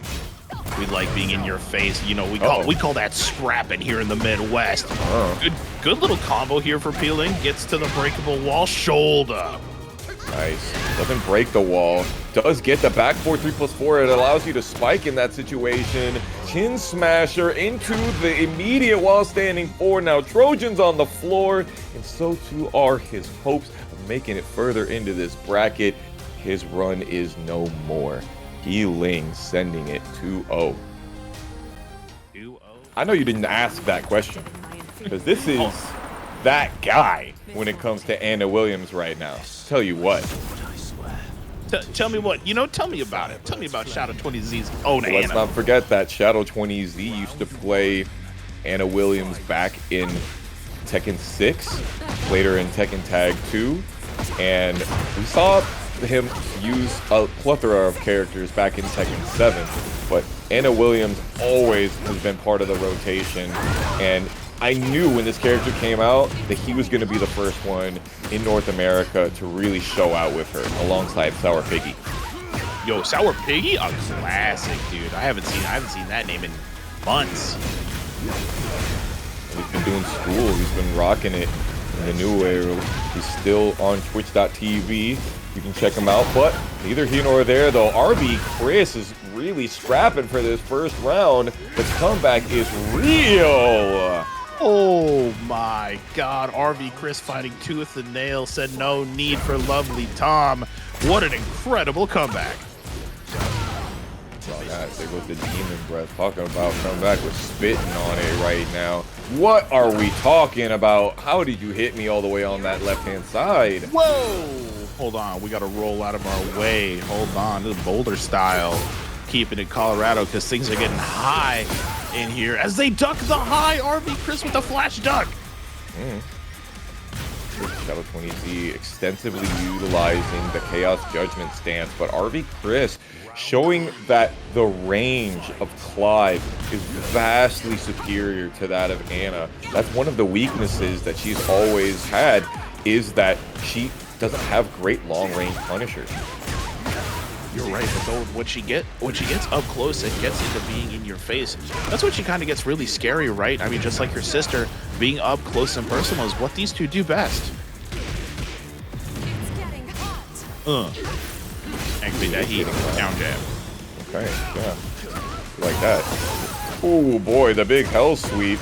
Get that punish. Okay, put the debuff on. Still got a decent amount of chip damage, and Cris is still taking extra amounts of it. You're right. I mean, this man's glowing blue, and he's got it all leaking down now. But chop that noggin. Dang, Anna Williams making him leak. It's crazy. Cris immediately with the demon burst, spitting on it once again, trying to make sure it's still ready to go. Nice, the zombie parry too. Right. Oh, dude, careful. Cris does have 3 charges of the sword slash that could deal a ton of damage coming up later.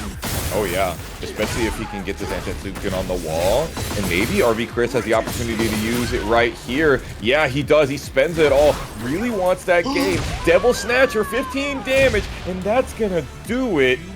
Y'all, I need to know what that move is, that Devil Snatcher on plus frames. I need to know. It's got to be plus on hit. It has to be. That is the snatch. It's +4? +4 is pretty good. +3? Okay, right, +3? Lying. Okay, all right. I mean, +4, +3 is not amazing, but it's the range of I mean, it's a utility. Shit, you could be -5 in that situation, and it's like, cool, that works for me. You're right in my face, exactly where I want you. It can be your turn. I'll just use Heat Burst. I'll use my sidestep. We'll play the small frame game. Small frame Tekken game. I mean, dude, small Tekken still exists, yo. I'll say it. Dude, after watching throughout the entirety of the ladder format, I think small Tekken exists more than ever now. I agree with that, man.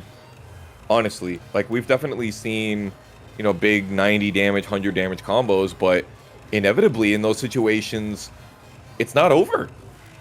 It's never over. I mean, we're still seeing the down forward one, jab check, down forward one check, sidestep. So much lateral movement to try and just get away from every sort of pressure out there. Ana no está rota. Ana, they did a lot of patches. They did a lot of nerfs. They had like 90-something nerfs. And they changed a lot of things, including the amount of chip damage that the fragile debuff does on Anna. So, like, you saw in that last game that the fragile debuff didn't really affect RV Chris's life, that recoverable life. It's almost seeming like recoverable life is much less of an issue now, which I don't know about you, Ham. I like it. I like it a lot. I'll just lay it down, guys. This is what it is. This is what it's about. This is incredible. I'm feeling like I don't get cheated out of the end of rounds by it's all chip damage, you know, and I feel like that's what a lot of people were saying, is that it was like, man, chip damage just makes me feel like I didn't get to see the metas play out. And Shadow20Z and RV Cris showing it out. And you know what? We didn't even mention the fact that Wall Stagger no longer exists. That's true. Honestly, remove that. It's whack. It's too crazy for me. It's pretty crazy. Ugh, RV nice Cris, not worried about it right now. Yeah, definitely feels like we have a lot more fluidity of options that we can choose from, especially after heat engagers. You're right. You got the heat engagers. You got, I mean, whoa, what a block. Nice punish here for Shadow. Lord help me, not again. Plus frames on that button, which is a 50 frame counter hit. That button freaking good, I tell you what, bro. Oh, another block. If you look at the defense, there we go. Hold on, 5 seconds. You got caught pressing, and there's a vortex leading to your demise. Shadow20Z up the first round. My boy throwing mega death out there with the 12 frame heat smash tornado of souls. Yo. Hold on. You might just take a trip down to Hangar 18. Shadow20Z dropping the damage on it. Don't get me started out here. You already know. Good morning. Is it Black Friday coming up out here? Not yet. The stroke of midnight yet, but Shadow20Z is stroking pretty damn close to getting the game. 2 rounds up already. 2 up already. You are right there, Foxhound, and that's where it is. And the going is where, indeed, Shadow20Z, his movement and his ability to just kind of stop RV Cris kind of in his tracks has been incredible to see so far. The adaptation, pretty absolutely insane. I mean, but we know that about Shadow20Z. Big trade, basically even, if you ask me. I would agree. Another one, Spence for Heat, could gain a little bit of that gray life back. Does have the Zanketsu unlocked, plus frames, I think? Shadow doing the down jab. There goes the sidestep 2-1. Heat dash. Can we get over to the wall? I think that's the most important part. And, of course, that we break this floor. We are breaking the floor. Break the floor, break the wall. RV Cris doing hella damage. 87. What a combo, by the way. That was nuts. Not to mention the amount of time that it took off of the board. Didn't get a wall splat, but did get 13 more life from that heat engager. Dude, and we got the fatal frame, freeze frame, with the Azazel. That was sick. That was so cool, dude. I said it during the ladder, Tony, is that this game is filled with so much nuance, so much character, so much personality, that even throughout the entirety of this game being released only in 1 year, every time I boot up this game or I'm commentating it, there is something new every single time. Yeah, no, for real. And the animations, they hit so hard. You know, I've been trying to get my scene into some other games, and they're like, oh, but you know, the buttons don't feel like they have as much weight. Guilty Gear Strive is not one of those games, by the way. That game feels like every single button is a gigantic sledgehammer. But like in Tekken 8, you have huge amounts of weight with each button that you press. You get those big thwaps. You get the big hit stuns. You get the zoom ins. You get that feeling like you really did some damage. Doing hella damage too. Good lord. Gyat. 1-to-1. Yo, hit him with that gyat. You already know. Speaking of, Shadow20Z put the Gyat away and went with the Zafina. Still, obviously, you stick with the same character once you take the W. Well, what do you feel like happened in that first game? Shadow20Z just stopped RV Chris's momentum entirely. I mean, kind of thinking about it, Shadow deciding to place his buttons relatively well, and RV Chris's timing has been kind of on the immediate end, right? Yeah, that's true.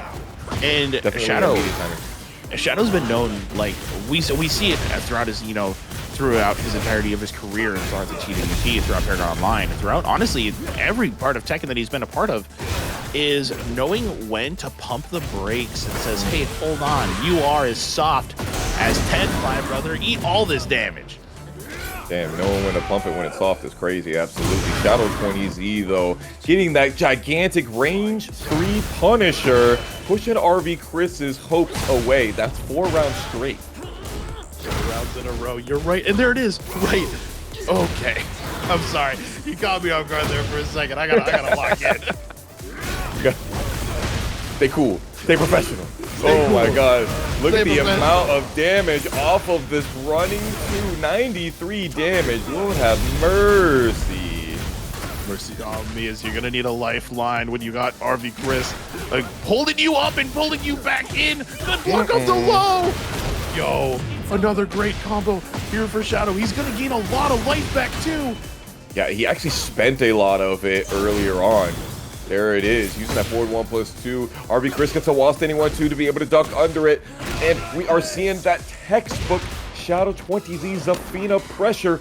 One more round, and that's a no-rounder. No round. Good blocks here for Shadow. And also, what's up, Tekken Tim? Hold the phone. That's the old head right there. That's that guy. We know it well. You're not going to be able to catch him from all the way over there. Here goes the vicious claw. Another one, great heat burst, incredible. Where's the throw? No, running 1+2, get them lows. Nice. Up and Yeah, away. make sure that RV Chris makes his mistakes here, uses his resources. Right, he's almost running out too. Good counter, incredible. Oh, what I like even more, I like to see the counter throw, and it shows you it was on a counter, and then Shadow still breaks it immediately, takes it away from him. JoeCrush is looking for which lounge to be able to go into to be able to see if he can make it to winners finals. Let's see if KingReyJr or TomoRiru is going to try to meet them there. You're right.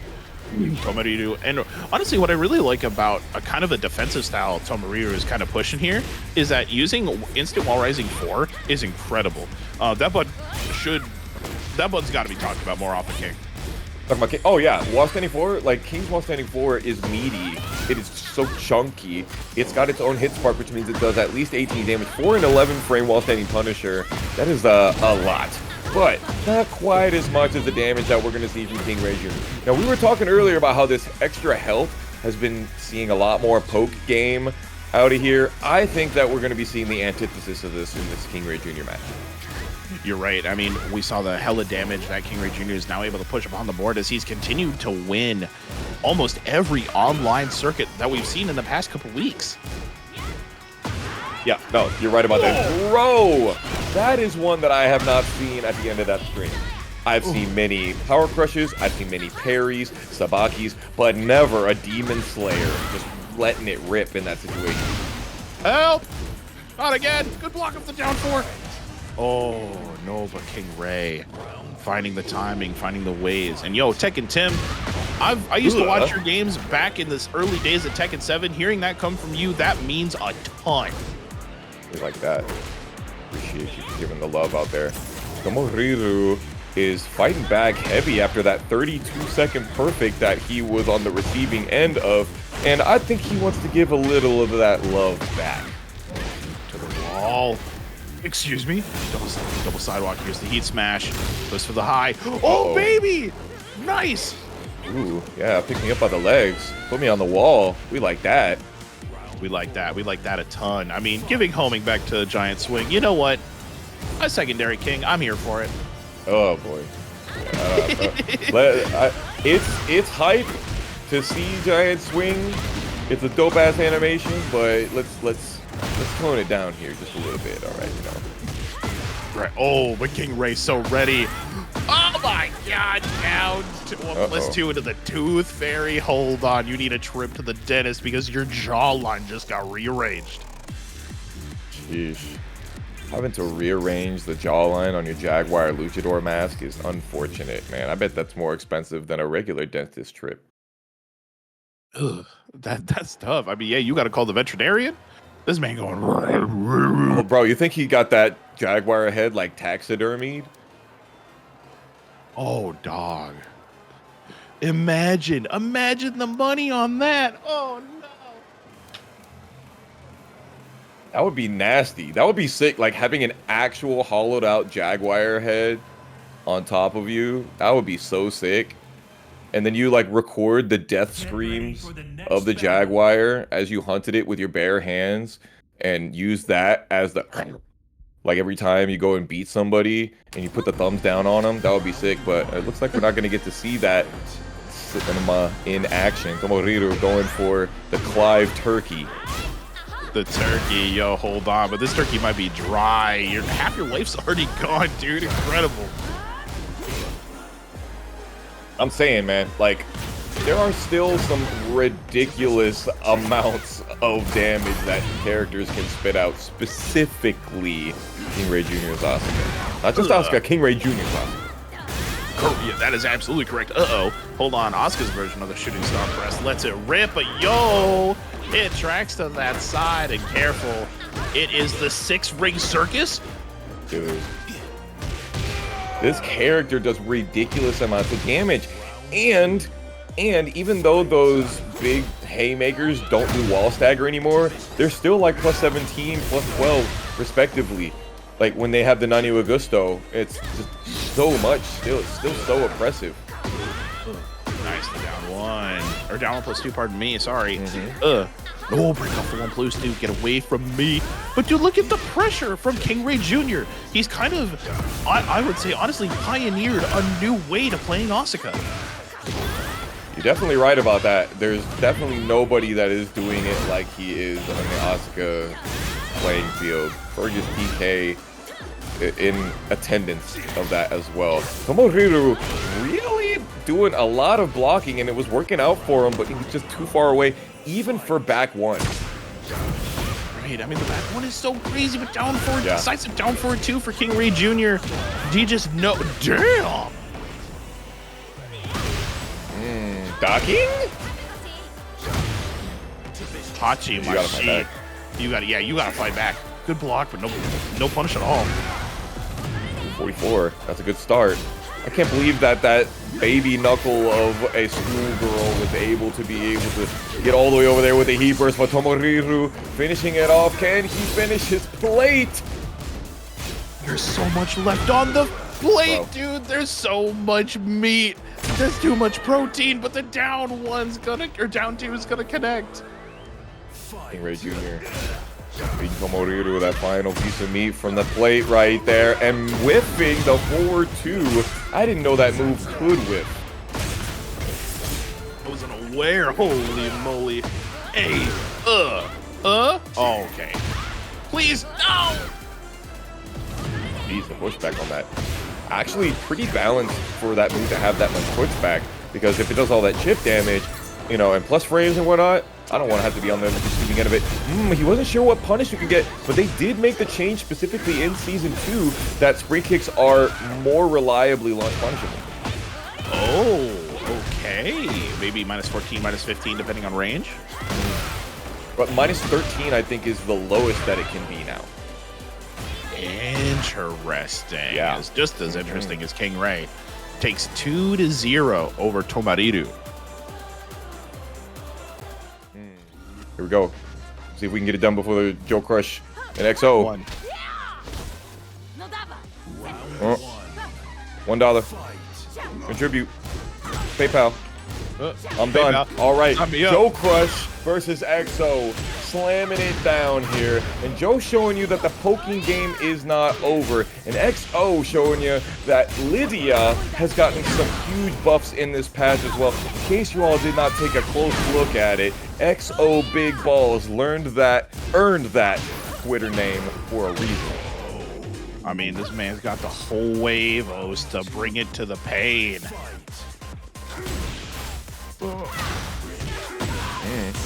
That is minus 14 punishable. Very nice for Joe staying on top of that flash elbow block. And she's already got 2 banana bunches. 2 banana, but dang, hold on. Damn, that was great. I have no idea what happened right there. Ooh, 442. It's basically a just frame punish right there, and you can dash up not enough and make it so that Joe gets all of this on you. 93 damage because you thought you had a punish. You thought you had a punish, but now you thought your life bar is gone. Here we go. Yeah. Ugh. Sabaki round start is a very interesting opening gambit. Big for the Gigaton press. Nice, okay. Ooh. Going into it. Yeah. Immediately gets the parry. Does not get that full wall break. Up forward one is wild. What were we doing there, Joe? You got hit by the hella damage. Hold on, 3 bushels of bananas. That's a lot of potassium. And the political storm continues to ride, and you slide into the voting polls. And that's XO. Seen you on our big balls. Ooh. Oh, I think that's not -12. Otherwise, that flash elbow would have worked right there. JoeCrush got huge amounts of punish off of it. XO political storming with 3, count them, 3 banana bunches. Trying to go for the political punch. JoeCrush gets the duck in the launcher and making some noise on the way over to his wall. You know, you always making noise here at the wall. We gotta keep the drill on lock. Great block off the decimator string. Incredible. XO has a chance with all of the bushels, and that's so much potassium. Oh no! Dealing with this vitamin D. XO breaking them throws. Can we keep up the plus frames? Down jab from JoeCrush and not blocking low. And XO taking that one quickly. Now, really quick for you guys, I had some question in the chat on the change that was made to Jack 8's Make Some Noise string. So first of all, it has gone from 30 damage down to 20 damage. It does less chip. It's now 5 frames more interruptible. So it's 13 frame interruptible and floatable, as well as it is now steppable. So those are the big changes for that Make Some Noise string, in case you guys were wondering. You're right, and I mean, shout out to Tony being, you know, one the biggest lab monster I know, but also a harbinger of Tekken knowledge. Gotta open the textbooks. We're gonna spread them sheets, y'all. You know, I'm gonna let that one rock. That's a great one, you know. Set him, spike him down. Ooh, okay. Get them lows. Doesn't knock down like it used to anymore, but huge amounts of pressure. The Stalking Wolf 4. Oh, beautiful duck launch punish here for Joe. See, okay, that sequence where he does 2-1 hop makes a noise as like a delay. That is, that's peak robot archetype like gameplay right now. Oh, yeah, as well as like, I think it's such a cool looking combo tool as well. It's so sick. JoeCrush goes for the 14 frame punishable pulverizer string, knowing that XO really wants that political storm, but apparently didn't want it bad enough to block. Uh-oh. Oh, that's gotta hurt so bad. No dirty bubble this time. Yeah, it's really interesting. I think it's because Joe has discovered that back turn dirty bubble no longer works, no longer gives the heat dash property. And to that I say, good riddance. Good riddance, goodbye. Set him back down. No, but the DF1. And Rock Girl, you said you had that dollar, but now there is no dollar to be had. And I am now Sag. Ooh. Okay, get that 14 frame punish. Didn't want a heat engager though. Decided that heat engage not important enough, which is totally fine. XO getting JoeCrush over on this wall. He's really adapting. Oh baby, let it rock yet again. Another one. That can't guarantee. Okay, but that's guaranteed. Talk to him. Let him know that where you are gonna be in the voter polls when it comes time for XO now on set point. Double low, try to go triple low, but sweep the nation, not quite long range enough, and Joe is ready to show you a situation. 88 damage for you, like 45%. 45%, and that already gone. You got that he smash. Let him know. Bro, you guys talk to me about how it seems like, you know, larger amount of health can make poking more difficult and less high reward. But like, look at Jack 8 with his amazing poke game, as it always has been. And each time and time again, do we see it? I mean, Jack, I was having a conversation, honestly, at work earlier today about how Jack is, you know, on paper, pretty not the best, but in a tournament setting, he's probably one of the best tournament characters out there. The whole move list is viable, you know, and like it has great rewards for these sequences, these strings that you just don't see very often, as opposed to maybe some other characters like Bryan. You only see so much of the cast, you only see so much of the move list. And like, yeah, you're right. With Jack, you see the entirety. You get to see the entire dictionary. It's an exhibit to watch a great Jack player really know their stuff. Yep. Oh, there's no way he ducked into Rage Art. I thought that was gonna work, getting under the political punch, but I guess JoeCrush is drinking his own punch. Drink the own punch. Ugh. 51 damage off of that confirm. Yep. That's nuts. Again. Ow. And you can block that, but it is. They tell me it's a 2-frame window. They tell me it's a 3-frame window now. They tell me it's easier, but you know, it's been a while since I've seen somebody block it. I'm just saying. Really? Really hard. Oh no, dude. Down forward 2. Ugh. Pop it up there. Okay. Slam him down. 94 damage. JoeCrush knows how to get the absolute most squeeze out of every lemon. The lemon, as the feeling only gets sour. You better pucker up, XO, because you gotta just be here. Ooh, nice sidestep, and unfortunately not able to get away from it. Sidestepping block off of like straight up 120-degree angle. Another one, dude. These full crouch down for 1 decimator strings are getting to be just too much. They're piling up. Again, we're talking about how good the poke game is for Joe. XO, and just the right time to meaty that heat smash. Let's get it. Final game, final round.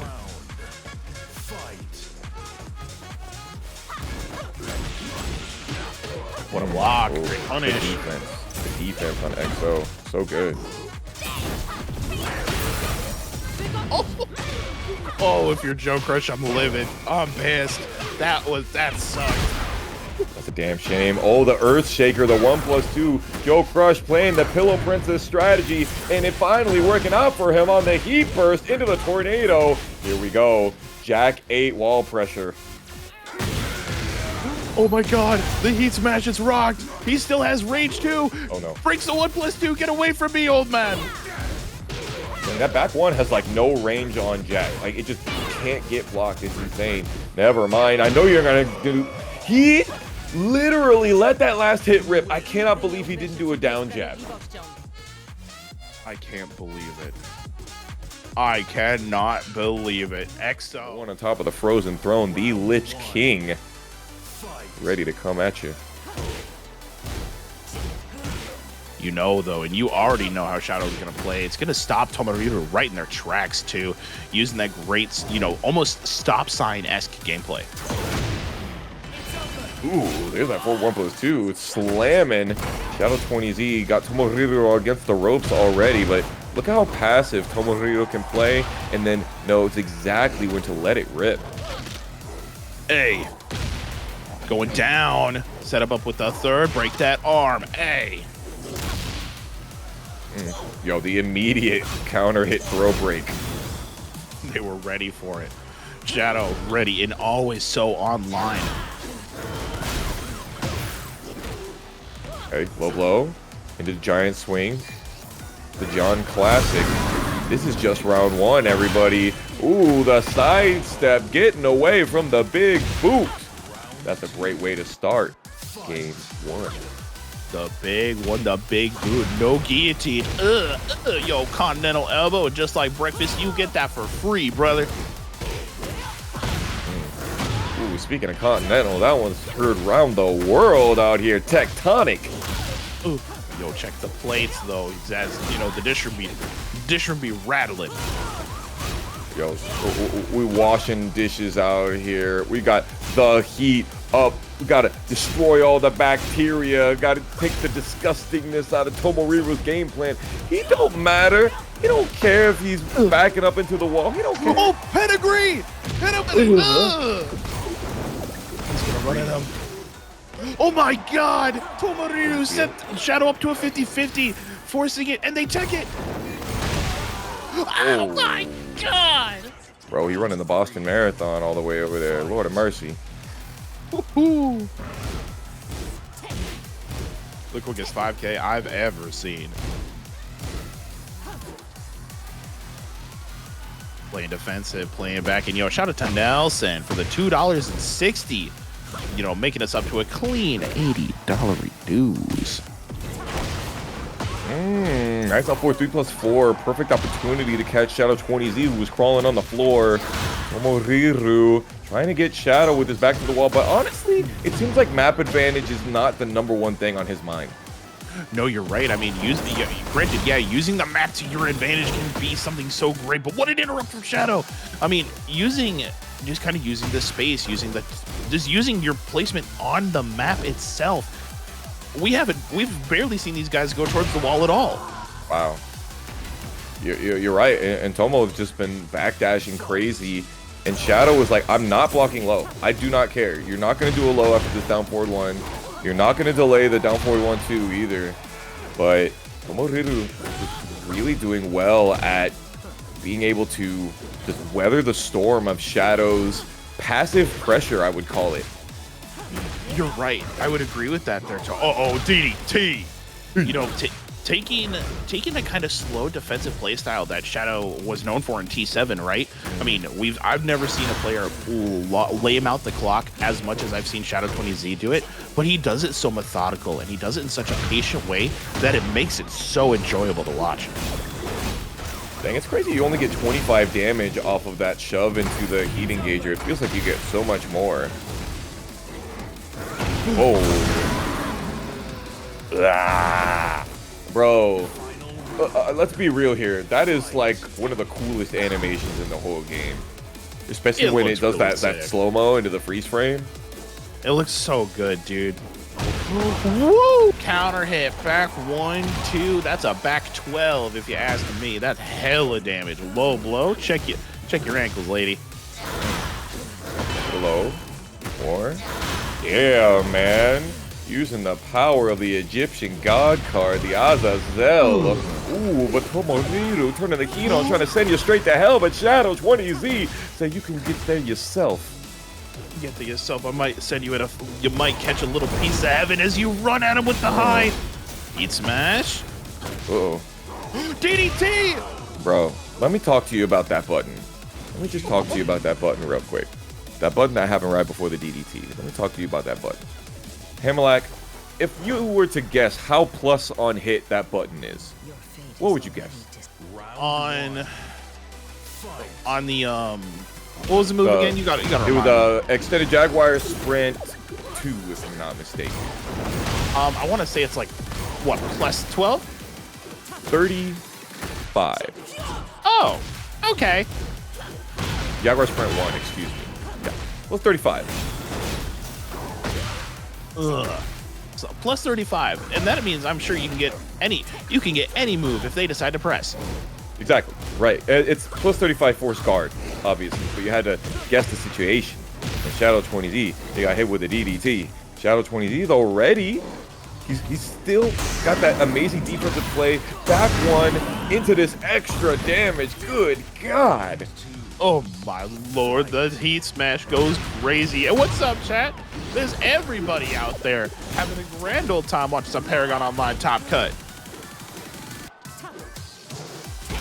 Yo, the jump overs right here. We got ourselves some Street Fighter style action. You know, I'm digging it. You know, rocking on the 2D plane. You know, shout out to the homies from Wisconsin, the Milwaukee era, the Cream City. They called them the Creamers out there.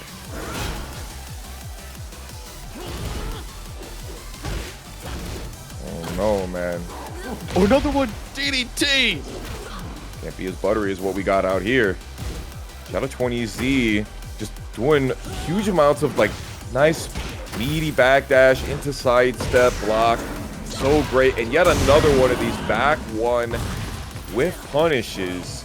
Sheesh. Dude, the Tekken is just too good. You know, okay, you know what? It's crazy. You know, I feel like I'm watching Tekken 7 all over again. You know, with just more crazier, cooler stuff. Yeah, I mean, especially with the playstyle that we're seeing from TomoRiru and Shadow 20Z right now. Like, their playstyles are absolutely giving that. There goes that counter hit push again. We've seen at least 4 of them run into Heat Engager already. You're right, ran into the Heat Engager. These lows from Shadow just continue to pile up the damage. Heat smash for TomoRiru. The double backdash that Shadow 20Z has is absolutely cursed. Woo! And TomoRiru trying to whip punish that 3-hit string, but just couldn't get there fast enough.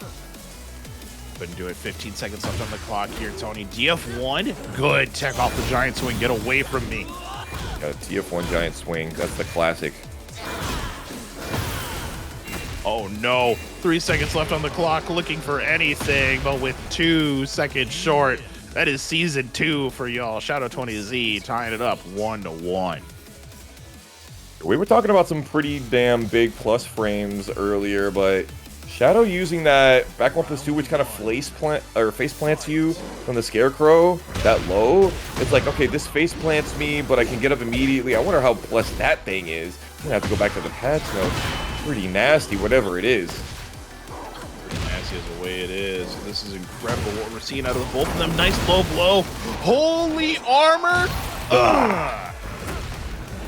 Optimal. Poquito. Looking optimal. Looking like it. TomoRiru is doing amazingly at just coming right back and being able to adapt to the pressure. Oh, you're right. And now kind of turning it up, using the forward 3, using the forward 2-1 to get that Heat Engager. It is +5 now. Oh, no. Shadow answering back with it. Are we going to get ourselves a kill right here? Down for 1-2-1. Doesn't finish the last hit of it, but wants to save the rest of it for later so that you can tech roll into die. Speaking of dying, there it is, though. Shadow going to bring us to the wall. I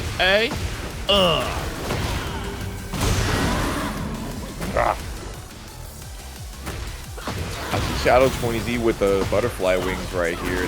That was a big one in Tekken Tag 2 era where Shadow kind of made a name for himself back in the online days as well. Jeez, though. Flying straight through TomoRiru. Not like a butterfly, but he's just got dragon-like energy. But these shoves, doing so good, bro. Doing hella good. I mean, the shove's coming in clutch. Oh, no duck off the second hit. Ow. Down back 3 again. Low blows. No way. Not this time. TomoRiru gonna keep it simple, gonna keep it easy. Final round. Okay. Shadow gets a little punish off of that, and the tomahawk throw, instant, blue spark, got some extra with the 4-4 on the wall, on the floor even. Oh, bounce on it. A bounce on it, yo. We bounce on it for a burger for the one time. Trying to sidestep away from it. Hold on. Careful. It's so scary, Fox. For a burger, more like we need a biggie bag out here.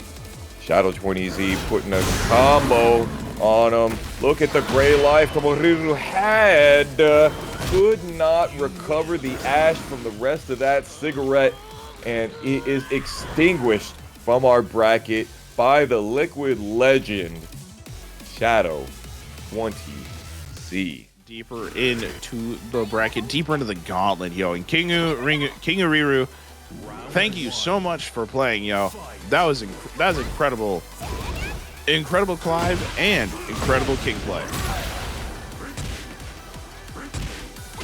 It's the homie right there. Hope to see you soon up there. I know you're in the NYC area. I hope I get to see you over at DIY in the same weekend as Evo Japan.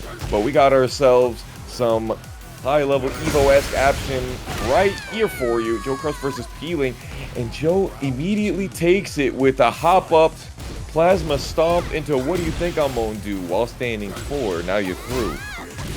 Now you're through and got it. Oh, the entirety gets the float as well. Senior Crushington to the wall. Ugh. 83 damage off of what was basically a float. Kinda nasty. It's the wall combo that makes the difference. You're right. The hypnotist is going to keep you in a trance, and he's going to keep you locked down here in the corner. Goes for the mid this time. Oh, what a block. Okay. Clap in to try to get out of there. Back turn bubble. Peeling tried to go for, I think, what was back 1 at range 2. Back turn. Very interesting option. Pretty interesting to see 1.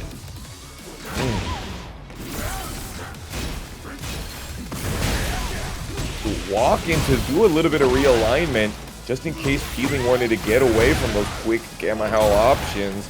The Morgan Master is coming ready to play. My man is here to play, and my man is here to stay. JoeCrush mogging his way yet to another W here in the losers' quarters. Now, Fox, I gotta ask you. You've asked me a couple questions. Now it's time to time for me to put you into the hot seat. Yeah, we've seen this match time and time and again. How does Peeling adapt to JoeCrush with the new nuances with season 2 on the line? Dude, I mean, just the ability to do sidestep right AOP to be able to beat out so many of those immediate options. But we've seen now that Joe has learned to delay his options to make it so that he beats those. So at this point, man, it's out of my eyes. It's out of my hands. It's out of my mind.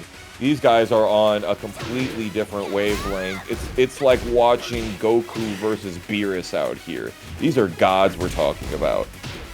Gods of the online circuit. You're right there, Tony. It is. These guys have continued to not just entertain us, but to continue give us, you know, a classic after classic set each time we watch them play. And it's crazy because we can see why they make the decisions that they make, but it's the speed at which they can adapt. That's the real tale of the tape.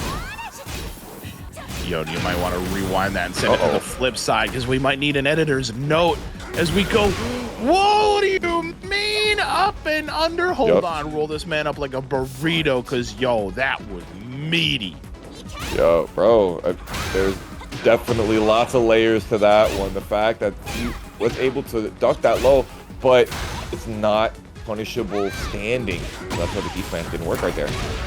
Oh, you're right. Another one goes low. You're gonna eat all these more hits, dude. You gotta. That was definitely down 4-2-1. He was just still crouching. Damn shame.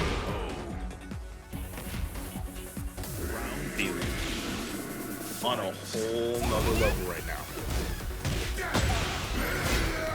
Sheesh.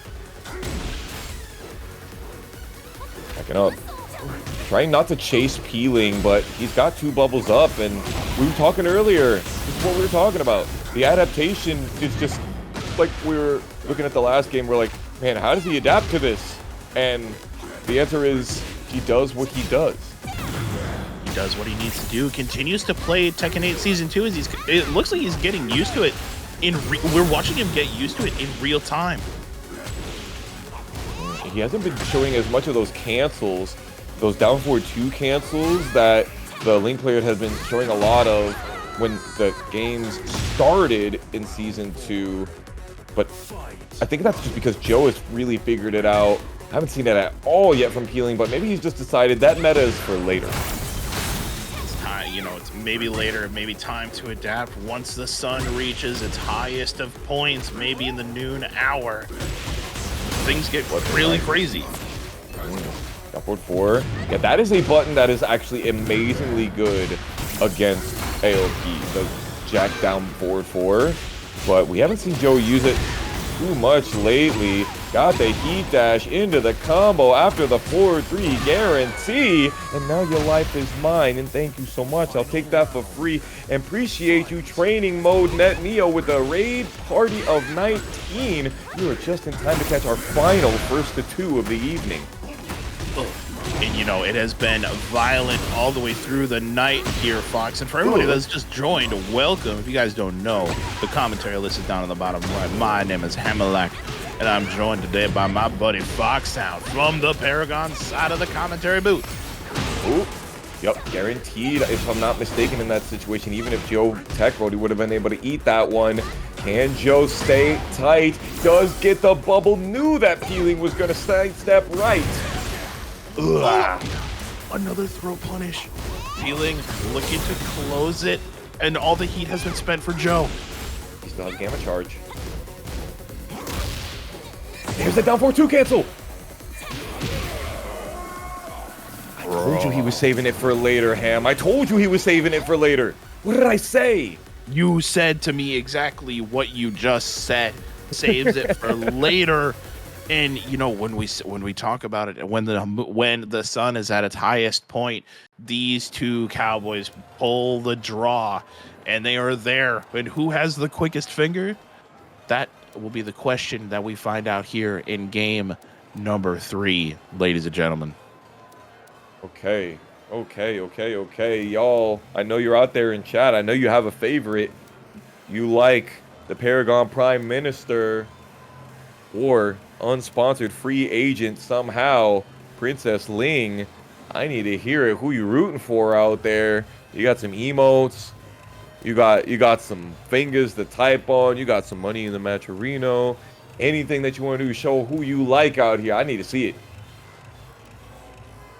I want to see it all, guys. Let us know what you got going on as we got to jam our way to game number 3. Peeling versus Paragon's own JoeCrush.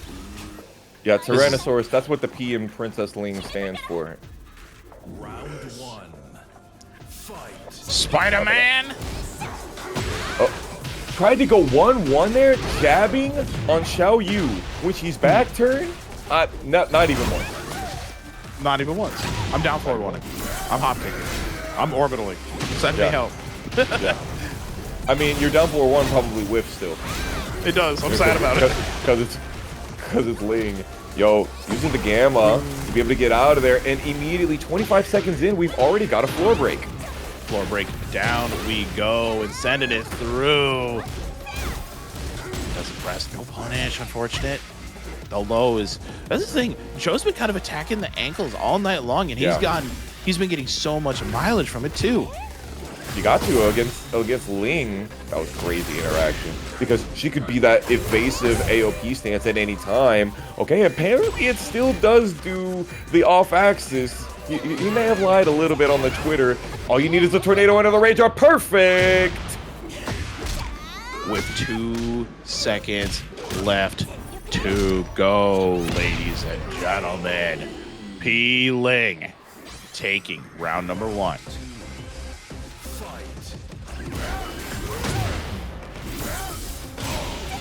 Immediately using the 4-4-2 there is kind of nasty. Peeling knowing that standing 3 14-frame launcher is going to be able to reach it from that far away. Absolutely perfect character specialism. You know, and using the destructive fist from Peeling. Uh-oh, dirty bubble. It is a punish. That's what I'm talking about. Hey. Damn, he almost had even more damage rocking with that combo and more wall carry. Oh, we got the parry, but you don't get anything guaranteed. Buff Ling? Buff leg, maybe? Anybody? Oh, 1. That's guaranteed on for the full crouch down forward, 2 forward, 1 string if you got those. Now, they did make it actually easier to go into that dash Gamma House stance, so that's even more guaranteed than it used to be. But JoeCrush, you already know he got that execution on lock. He don't need those. You don't need that at all. Oh, good punish. Peeling, counter hit.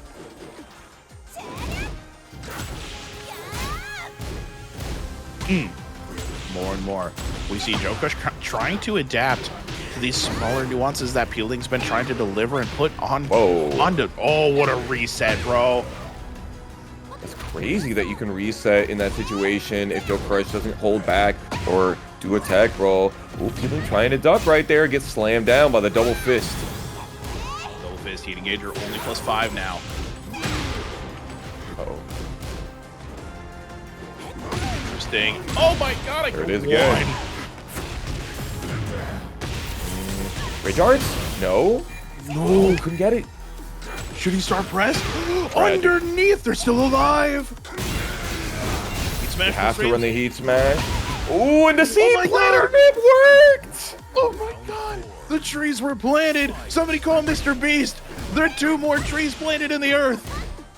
Bro, my man here, call him Brawlic, call him Turles, he's planting the tree of might. Oh my god, the Don Quixote, the windmill punches from that far away? Oh my lord, yo, there's a tale as old as time written into the folklore. Yeah! Yeah! Like that. Okay, that's like tragic. Up and under, hold on though, here we go. Whoa! You win.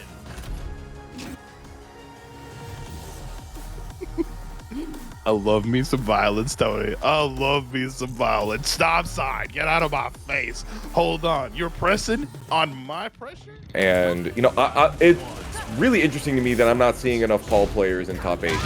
Because from what I've seen, the numbers speak to Paul being absolutely insane. So, Paul players, where are you at? I don't know. All I see are Death Fists coming from Lidia, from KingReyJr's Asuka, these haymakers. I need to see some more diversity. Where are you at, Phoenix's Rise? Oh, you gotta be there. Make sure, you know, the Phoenixes all born of ash need to rise yet again. But you gotta fight against some of the titans that are KingReyJr with the big flash punch combo, sending EXO straight to hell. But you know, I feel like this bracket demon knows his way around to be able to come right back up from the underworld, trying to go for the majority rules string, get KingReyJr splatted up against the wall, using that homing move, and then the down 1+2 to stop it. I like that. Yo, we like that. We like all of that there, ladies and gentlemen. Here we go, though. KingRey to the wall, using the wall tornado. Send that punch. Counter hit into the tornado. Over to the wall. Do we go? Look at the amount of wall carry that you get for just the birds and bee senders. Birds and the bees. Careful, though, as the honey is being made. Beautiful, low. Down 4. Quick for EXO. Senior big balls. He said, I do not care about this pressure that you got after you're down 4-2. How about you see a real one?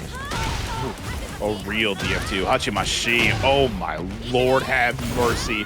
KingReyJr putting EXO in the blender.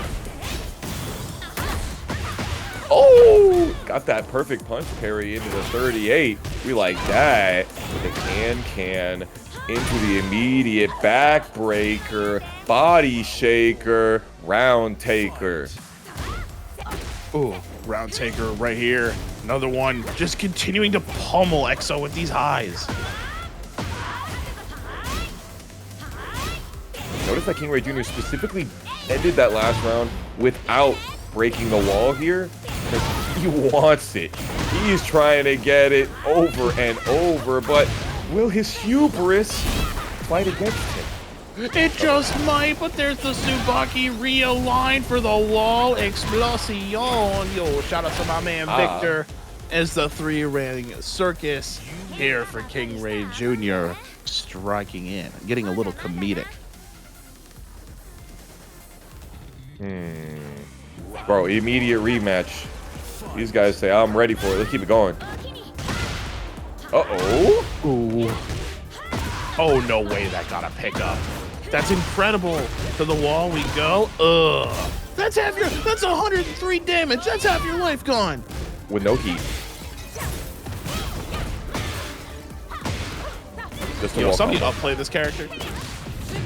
I'm saying, yeah. So let's hear people talk about how ridiculous this character is, because for real, it seems like we could maybe use a little bit of toning down on buttons like that, which are essentially 40 damage for one hit. So it's a little bit of a lot. Ooh, full crouch down for 3 from XO? You know, it doesn't even give the full knockdown anymore like it did back in Tekken 7, but you know, still really good to be able to catch your opponent backdashing. Yo, these perfect punch parries have been doing exceptional work. Exceptional, just like the hell sweep right there that we saw. Careful though. What a block! Whoa, rising 1. Help. Get me out of here. Uh-oh. Couldn't get it. Better go for the focus down 4-2 and get some counter hits. Nothing doing. KingReyJr fights his way out of the wall, though. High for high. Hold on. It's KingReyJr Jr. Tries to step it. Not like this. I'm very confused as to why that didn't punish, because I thought that was like a version of... Like it was derivative of Political Storm. I'm going to have to look back at the Heat Smash frame data, because... that's crazy. I really thought that he was going to be able to kill off with that, but it doesn't matter. EXO still pulling it together. You're right. Holding it all down. Damn. Yeah, Lydia's Heat Smash is actually 18 frames startup. That's what it is. So, skill issue. That's all I got to say. It's what it is. It is what it is. Big elbow. Thought I saw. Sheesh. Nice. Bouncing them off the wall, calling them down. Still has tornado? Bro. 117! Are you kidding me? 117! That's my high score for tonight. I think that's my high score of the week, bro. Yeah, I haven't seen anything higher than that. That was crazy. In tournament. When it counted. Dude. Holy moly. I mean, I knew Lidia had some pretty crazy combo, but one thing I noticed in that combo is that one of Lydia's punches took away all of the gray life before the tornado even happened. She needs it. You know, that's the political power of the Polish Prime Minister. And KingRey said, I'm not even going to think about voting for you. I don't even need to worry about you. I'm going to vote for the other runners. Ooh, funeral palm. We like those. Okay. KingReyJr getting that back turn. Can we blow the back out into the wall? Yes, we can. Bro. Oh, dog. This is crazy. Is he dead? Don't tell me. That was going to be insane if it was dead right there, but still worth the clip. I'll tell you what, folks. Can I get some help right there and get a clip on that? Because that was an absolutely insane sequence. The sequence, you know, looking like a play in a type of your own kind of game. KingRey, good blocks off of the 1-3. Yeah, it is minus 14, that elbow. And KingReyJr sidestepping that time, getting an even better punish than they could have gotten if they blocked it. Popping him up on the wall. Guaranteed to take it all. 84 damage on that one. Sheesh. And the perfect insult to injury. You guys really be letting this happen to each other. Come on now. Round 1. Fight. He knows when they're coming. And then into the instant running 3. Like, I know instant runnings are harder to, or easier to do in Tekken 8, but still, it's like crazy that he's just got those ready to go. It's so wild. Seeing everything. Oh, you gotta get, damn, my life bar. Homing highs, homing mids even.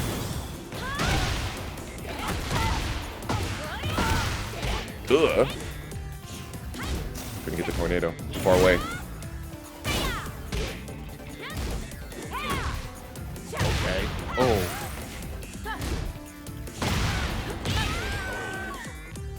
The homing options that Lidia has, and perhaps didn't have as much of before last patch, but they are extremely prevalent in this set.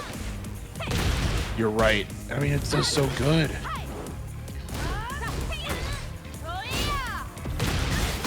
Got it. Full majority rule string up against the wall at the down 3. Huge damage. And we're going to see some veto on the end of it. 92 for all of that. Dude, this character is belligerent, bananas, and everything in between. I don't think I've seen anything like that. Bro, it's absolutely political, the amount of punishment that EXO is doing right here. This is exactly the amount of punishment that you expect from a government official. Oh my gosh.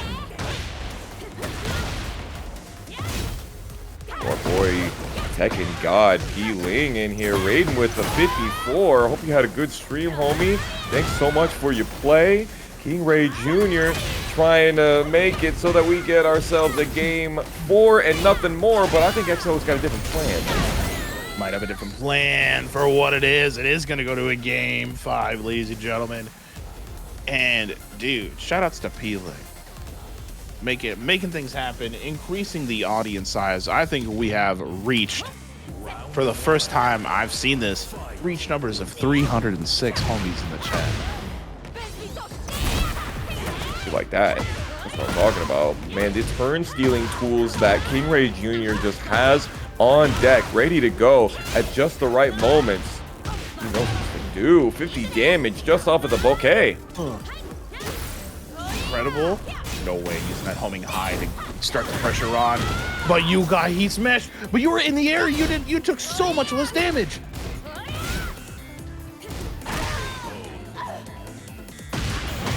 Round 2. Fight. Junior, starting with the jab strings. Yeah. A lot of damage. Yo, speaking of damage, 34. The down jab. The quick interrupt.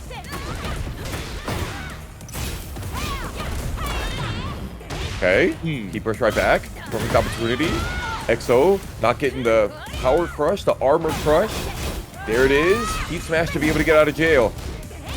Has the chance. You know, you only got one banana bushel. Not enough potassium here. Hold on, but you might get a banana split for how much you're worth. Or are we gonna slip on the peel though?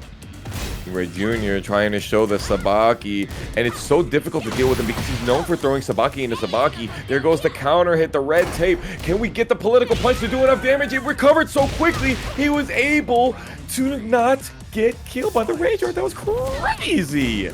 The Rage Art. Holy moly, I never thought I'd see the day. But did you see it? Did you see it there, Foxhound? How Lidia flashed a great glowing white, knowing that they made it safe. That was nasty. That was crazy. Y'all, that one's got to go on there for the people. People have to know about it. If you can help me out with a clip, I'd really appreciate it. KingReyJr, though, saying, you know what? That don't matter. I didn't want that round anyway. Need a great use of the new moves here from Asuka. I'm gonna call that Asuka's version of Northern Cross, yo. How that mid-range kick looks so meaty. Yeah, it is. Yeah. You can see it. Ooh, the elbow making it so the Sabaki doesn't work at round start. Nice. Stopping the back 3. The dragon wheel kick. And getting a beautiful set of kicks of their own with the cleaving speed. 102 damage on that one. KingReyJr, come back. He's got a chance, though. He's got a little bit of gray life to work with. 91 Gusto. Bring it down. Nice sidestep from EXO, but this man's got the huevos. Hold on. Yo, I want an extra egg omelet here with this one. KingReyJr, here we go. Yo, the micro dash is, it's got to be Rage Art time. It's got to be. There's no way he doesn't fall all the way down to the ground. He does. Oh my but God. He still puts it together. Yo, the straight up, like, optimization of every single part of that set was crazy. World Tour, we've been doing it even longer. Losers semis is also a first to 3. You got long set action coming for you. Here for the ride and here for the long haul. See, I'm really digging this this custom here from Joe. It kind of reminds me of Lucifer from Hell Takers, I think it's called. Okay. It's giving Hellboy and the Santa Claus with Tim Allen. Oh, the Santa Claus and Tim Allen. Inuyasha. Okay. Sit Boy. I mean, that exactly sounds like something that Anna would say. That's true. You know what? I'm listening. I don't care. She's got a rocket launcher. I can't say no. You won't. Make some noise. Jump up on it. 7 seconds remaining. He does not let up. He won't. There's the low. Wait a minute! Oh my god! No way! Shadow! Shadow time, baby. Shadow time, baby. It's always time. Ain't nothing you can do about it. Yay! Bro, I never get to see the baseball slice. What that means. Absolutely. Wow. Absolute robbery coming from the both of them. Yo, Stomp on to make some noise. Good jab interrupt. Ooh, lots of damage into the extra flip over. Okay, Chaos Judgment letting you know you're going to jail for that one. I'm gonna punish you like the bad boy that you are, she says. Yo, she got that full crouch mix and you gonna eat it. Check it out. It's lovely Tom. You know, really extending for his ways, you know, going up 2 rounds. Shadow 20Z. Now, also, I want to note that that 13-frame heat smash was a perfect interrupt in the middle of the 2-1 make some noise string. So Shadow 20Z is like amazingly locked in for the ability to like have that on deck literally 24 hours after the patch drop.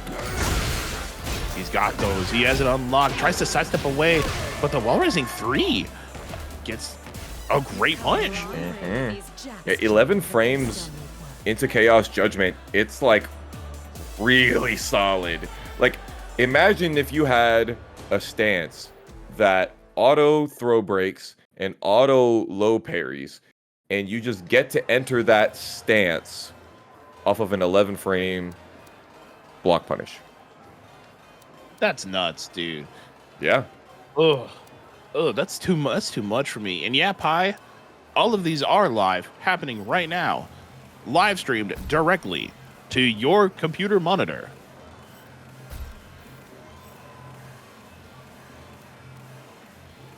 Now that was a crazy one. Honestly, Shadow just ran it, especially that round where Joe thought he had it, and then Shadow went for the low, into the full crouch, into just frame KingReyJr. He was mashing KingReyJr like he ain't never mashed it before in his life. I'm sure about it. I mean, hey, we are at 1 second left on the clock, and you know that this is gonna put you over the edge into getting another round against JoeCrush. I mean, Shadow rocking this Anna has been honestly quite a spectacle to be a part of. Yeah, I mean, we don't get to see too much Anna. I mean, partly because she's only been out for 2 weeks, but also because there aren't enough character specialists out there that have continued, because most of those Anna players are like, oh, I play Anna and I don't play any other character, kind of like those Lucky Chloe players from back then. Some of them moving on to Azucena, but most of them are like, I'm stuck back in Tekken 7 with my old main and whatnot. You're right. Oh, I was right. Oh my goodness. Like we're waiting to see the next stage.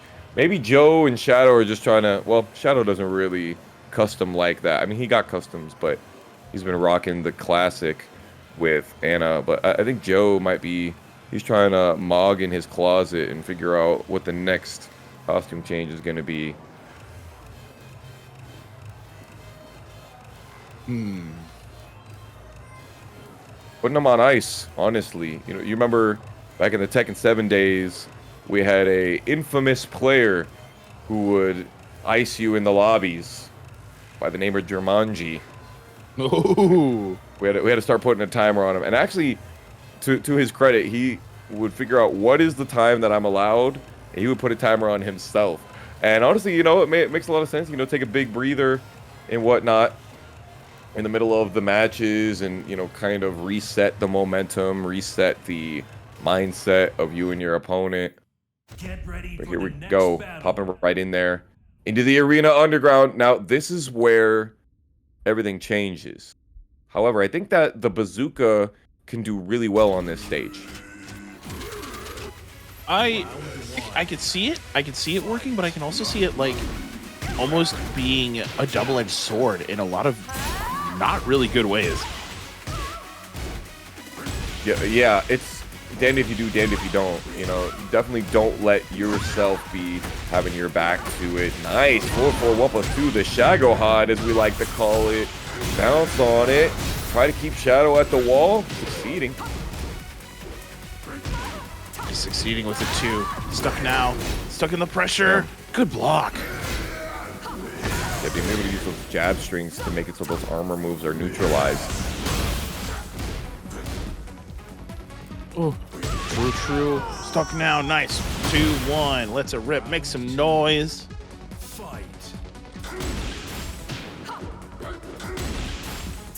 Using those quick buttons out here. Shadow going with the roll. And now really trying to make Joe think, oh, you can do those small pokes. And he's saying, oh, you know what? I think you're right. Mog on him. Heat smash. Blow up the wall. That ain't the last of it. Patriot Fist. Oh my god, look at the damage that we get with this. Yo. Oh my gosh. Decimator. Up and over. Shadow is ready with it as well. Great use. The Tom 69, so fine. That Chaos Judgment parry getting 86 damage. And there goes that bazooka that we were talking about earlier. Heat smash, 13 frames. It's those strings that you thought you was going to get away with that. Thought you were going to get away with that, but now, nah. You are here to stay. Nah.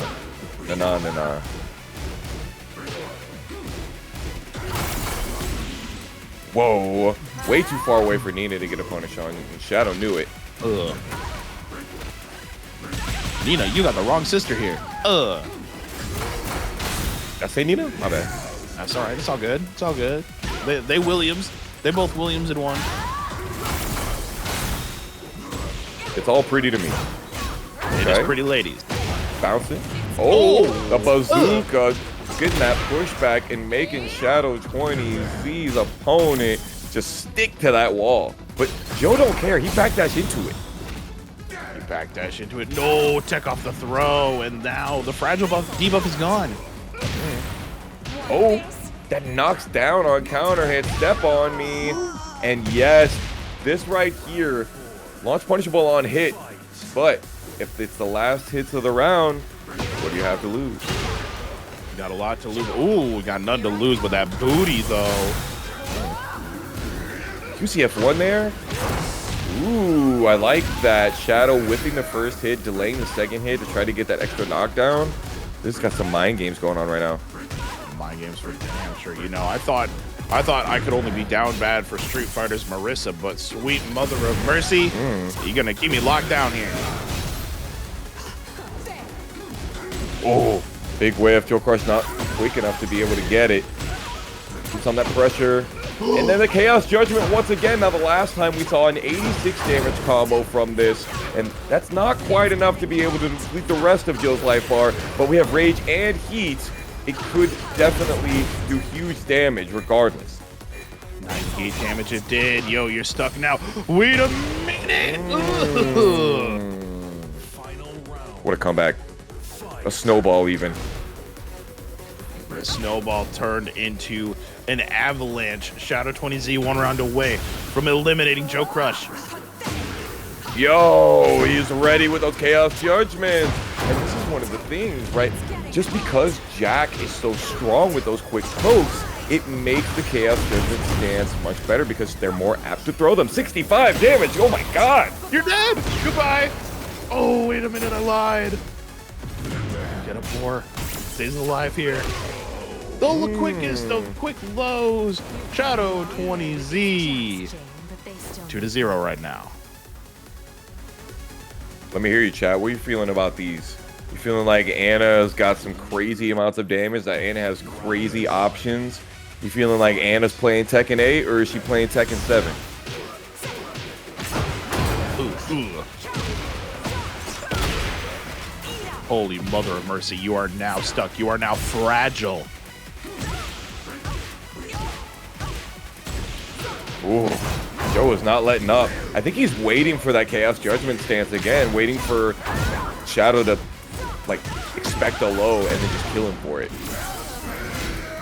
You're right. You gotta be careful. The Gigaton press. It is the fist, bro.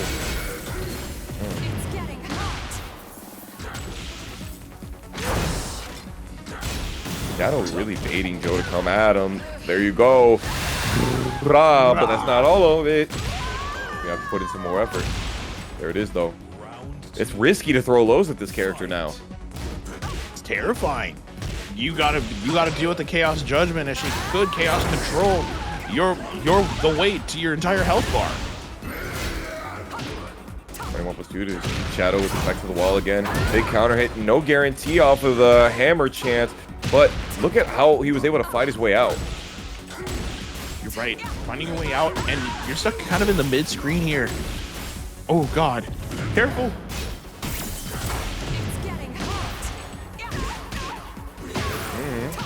Yo!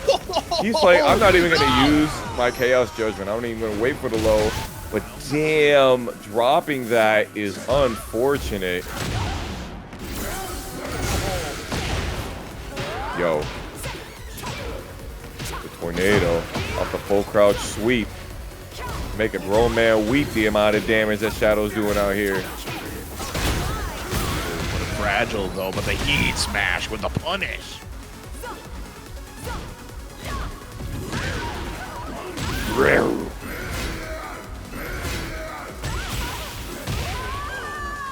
Whoa. Yeah. Joe is not perturbed in the slightest. You want to try and expect my lows? That's fine. I got plenty of games to play with right here. Even though I'm down 2 games, now we're evening it up. We're getting closer. And it's looking like they both like this smaller stage. Why do you think that is? You know, that's a great question. I mean, looking through it, just how Joe and Shadow are adapting to each other, it's almost like I'm watching a paragraph being written right now into the book, into the legends, deeper in online Tekken lore. Yeah, I mean, it seems like Joe has really good combo knowledge of this stage, and Shadow is like, I think Anna might not have as long wall carry as perhaps other characters might, so I think having a smaller stage might help out. Okay, QCF1 down 4-1, okay. Let's see what we can get going even further. Goes into the Chaos Judgment mix instead of going for more damage. I like it. 21 second, perfect. Okay, okay. Beautiful, beautiful. Nice low parry. Great. We are going to be really close to the wall. Not going to get it quite. What a backdash. Hold on. Street Fighter moment. We're using the Assassin's Dagger, that QCF1. We haven't seen it too much in neutral yet, but now Shadow using those extra plus frame buttons. Damn, I thought that you got something extra guaranteed off of that stature kick counter hit, but Shadow's telling me something different, I guess. Apparently, now stuck in rage, and you do have heat as well. Decimator backs away, taking his time. Lets the full string rock. What a flash duck underneath the low, or the high. Pardon me. 2 punishes missed by Shadow 20Z back there. Is he gonna live to regret it? Goes under. No way. The 2 jab, he expected himself another low, and Shadow just got bopped straight out the air for it. Too good. Too good. Uh-oh. Water. Need it. Counter hit, confirm ability. He turns around in the middle of the bubble. Shadow 20Z looking like he's in trouble. Look at the rocket uppercut on that 78 damage off a heat dash. Oh, Christ. 19. Hold on, though. Joe could get a little antsy, but the Gigaton shotgun press lets it rip. JoeCrush 2-2. Yeah, let's talk about that, Peeling. They said that they were removing heat engagers from power crushes, except on characters where it's like really important to their identity. And you saw that in the Bears, and you're seeing that still in Jack. And to see that the bubble can still turn around and give you a heat dash combo, I think that's still so incredibly strong. It's very strong, almost a little too strong in my book, but what can I say? The bubble can only get dirtier as the match progresses, blocks and breaks your guard. 10 frame. They're getting railed. Unpause. Keep it going. Continue. Shadow 20 deep, finna keep it going. Okay, we're making some noise as well. -5 on that heat smash, but a lot of pushback. JoeCrush trying to get forward. Doesn't go for the guaranteed throw after the headbutt. I'm not sure about it. Must have been the Gamma Charge changeup. Must have been. But Shadow 20Z kept it together, and it's back and forth out here. Ooh, put it on it. Nice block on the high, but you get the guarantee heat engager into the booty.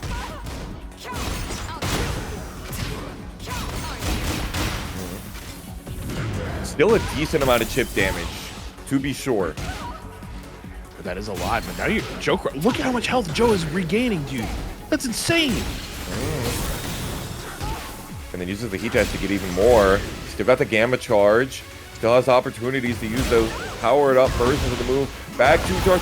I thought that they were going to take away wall stagger for most of those moves, but back to charge apparently is not one of those moves. And then the back shot. That is disrespectful. Did you ask for consent before you did that? I mean, you could set into that ass beating as soon as you press the A and or X button to accept the match. Right when you decided to get into this tournament, you said, I, Shadow 20Z, am okay with getting hit like this by JoeCrush, the Mog Master. Oh my God. Yo. Holy. Oh, man. 62 damage off of a jumping attack. Yo, do we have jump-ins? What's happening, my video game, dog? Make some noise. Hey. Corner to corner? Doesn't have tornado anymore. Mog on him. Heat smash. We're going to go to the other corner. No, it didn't pull up the wall. That's so unfortunate. Hold on, the counter hit. A lot of great life here for Shadow. Decimator string, the 1-2 goes up and over. Game 5. Final round. The reactor elbow to react to the low. Assumptions even into the extra. Aphrodite's scorn. Josh sliding in. No fragile. But the punish up and under. Joe taking all of that. He's echoed into just the perfect situation. Shadow goes for the heat smash to be able to get to play the spacing back, but Joe once again turning around on a swivel in the middle of a dirty bubble.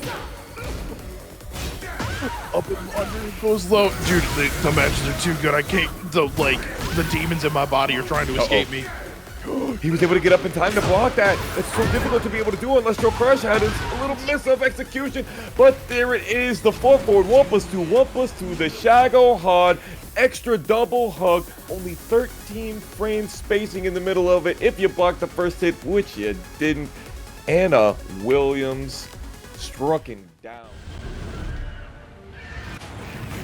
And after that Molly Whomper of a set, JoeCrush now has to go and get the rematch versus XO. XO took him down in winter semifinals 2-1, but is the first to 3 gonna look different? First to 3 might just be different here. Oh no, what an insane counter hit and a little bit of a trade. JoeCrush gonna stomp and catch the get up. Oh no. Jeez, there it is, the flash elbow after the lame duck counter hit.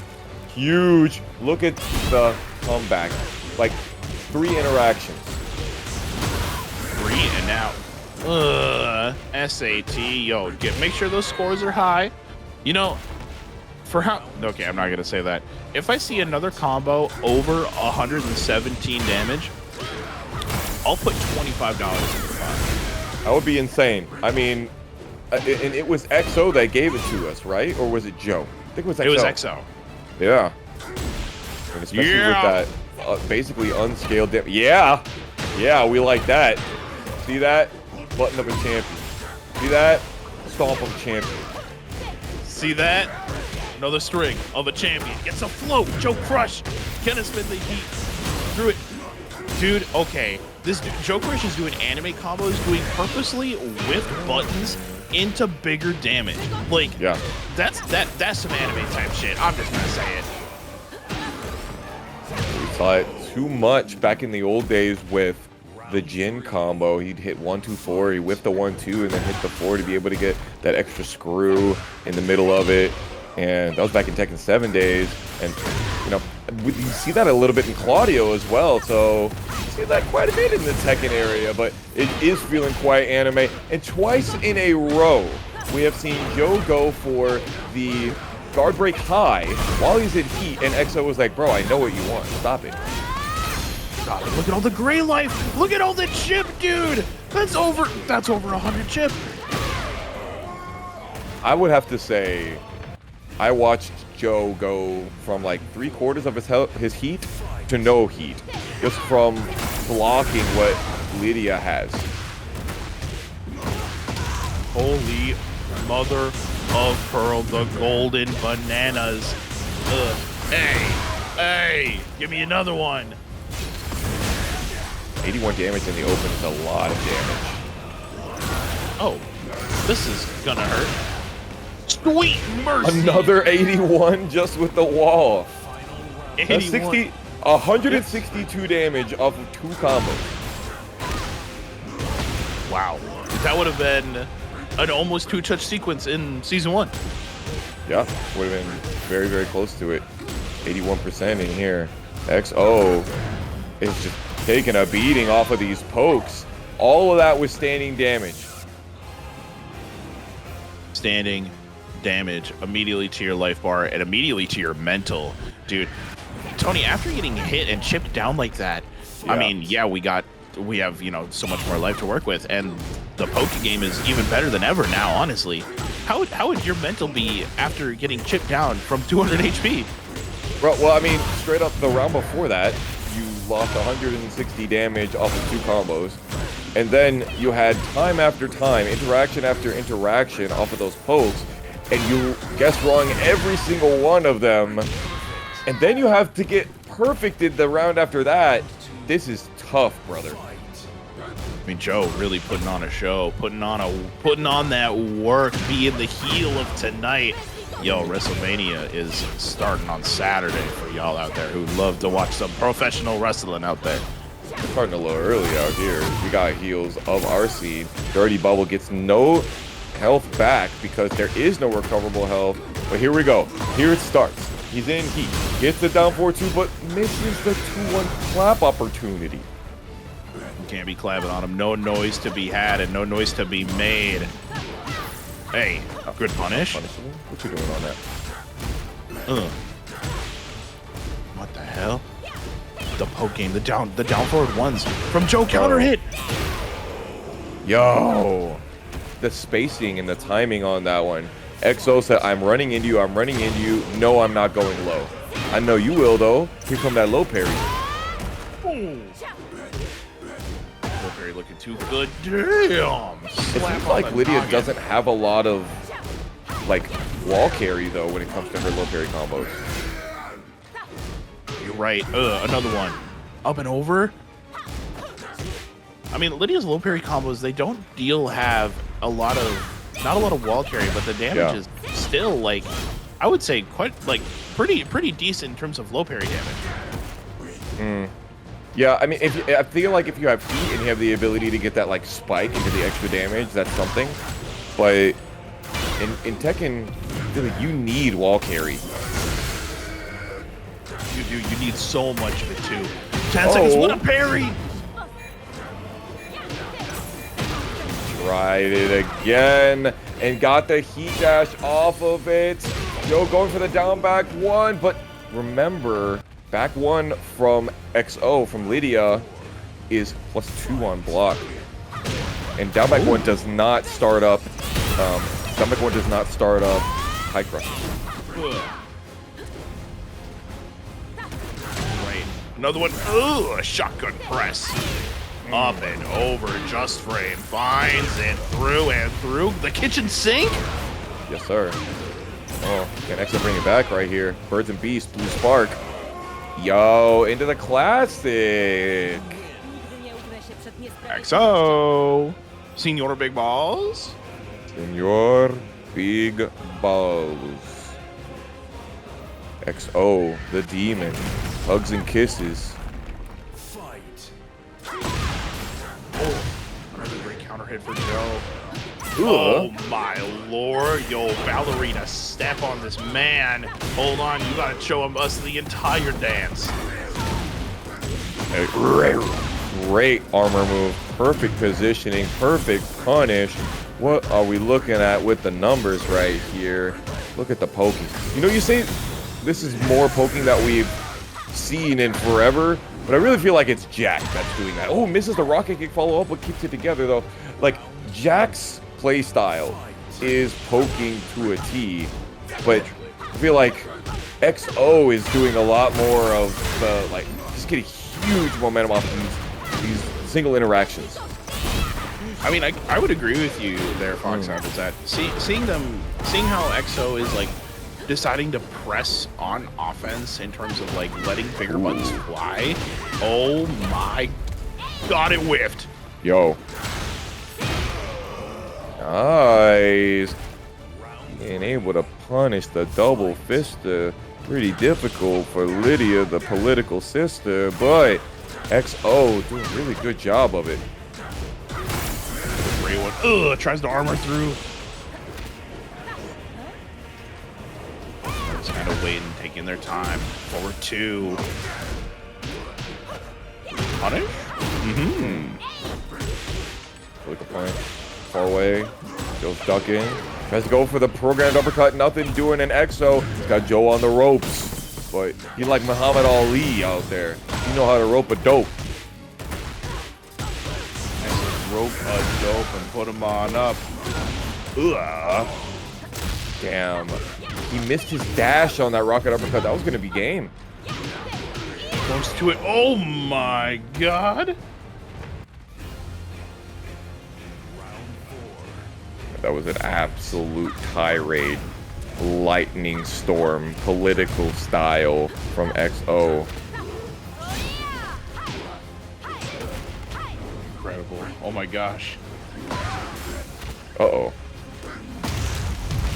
54 damage before the floor breaks. Let's talk about that real quick. 81 coming at you already in the middle of it. Stepping up. Ooh, hold on. That was looking like a Xiaoyu sequence. For sure, bro. Yeah, those Okies that they get. Nasty work. Yeah, 81.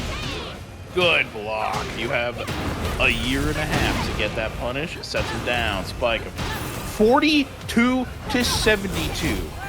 Yeah. Brother. And then Joe just stayed on the floor, Pillow Princess style. Does that ground feel good? Does that fist feel good? How's it taste, mother? Pause. We're all out one. XO. Hold on, the demons are leaving my body as, you know, I don't usually get political on stream, but Lidia looking like the character to be one of the best of the current right now. I mean, look at how XO is kind of picking apart Joe in terms of like not just the poking game, but just overall combo damage as well.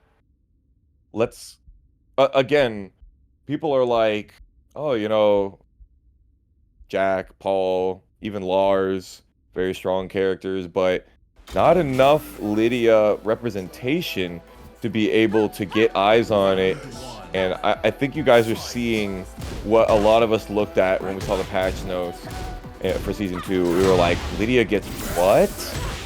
Lidia gets who? She's able to do that? She's able to do this? Damn.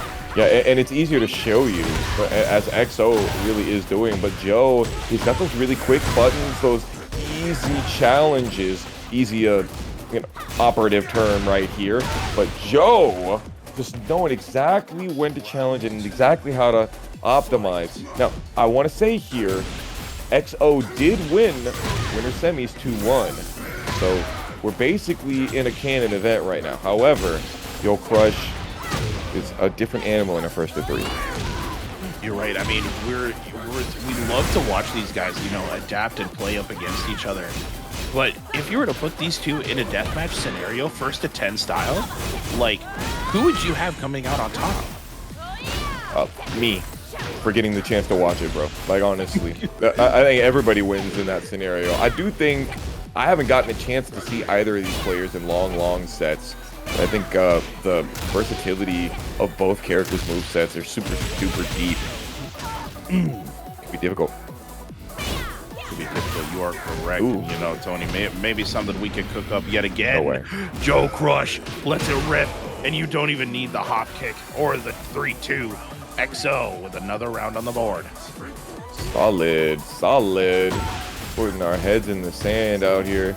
Not trying to look at it. Not trying to look back. Just keeping on our eyes going forward. Dang, that almost got the low crush, but a little bit late. Joe is just ready. Lead with it. Oh my goodness. Decimator tries to get the block. Help. There it is. Good day. Good day. Thank you. I said good day. Back one. We're delaying the option a bit. Joe delaying his offense. Not getting the punish. I believe that Heaven and Earth mid is still -11 if I'm not mistaken. Yo, but we're not going to get a chance to see any of it. Oh, dropping the combo is tragic. Strikes yet again. God.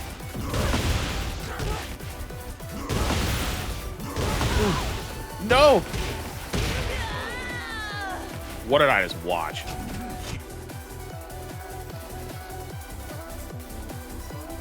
Alright.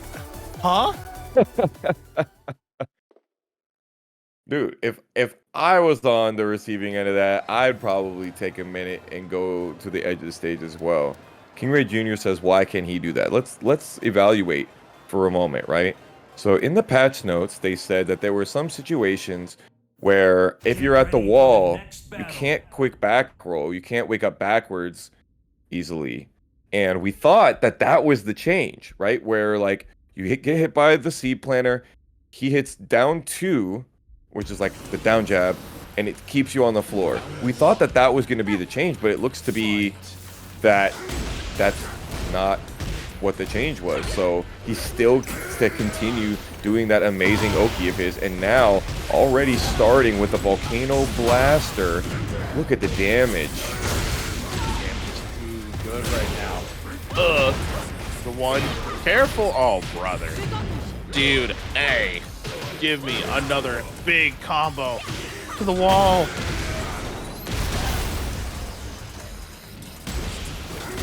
And up on him. XO weathering the storm with heat and rage, but dying with both of those resources, like dying with a hand grenade and a rocket launcher in your hand. But some may say explosive. I mean, just the amount of damage alone between these two, between both of these characters, I don't know who does more damage. It remains to be seen, but 54 damage right there is pretty nice for a confirmable hit string. Oh. Taking your time, has the heat burst. Get away from me. That breaks the armor. Very interesting. Good. Look at it. Oh, good tech off the one break. Got him. Red tape, counter hit, sweep the nation. right. Sweep the nation. Let the people know what they're voting for. Damn. Okay, Joe. It's not even 10 seconds into the round, and EXO already down 45%. We're poking. Oh. EXO trying to be evasive, but there's only so much you can do. There you go. Gets the horse 2. Guaranteed. Heat smash, or heat slam, and there you go. 81 plus 20 on top of it. 101 and a duck from JoeCrush. What a combo. Let them know. And oh yeah.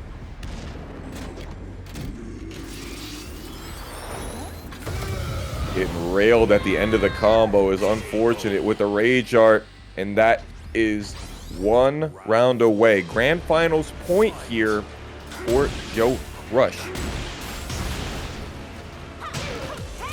So close. And it almost feels like it's so close yet so far. You gotta climb the mountain that is EXO. Stuck against the wall against Lidia, who's got 3 bananas. Nice side roll. Okay.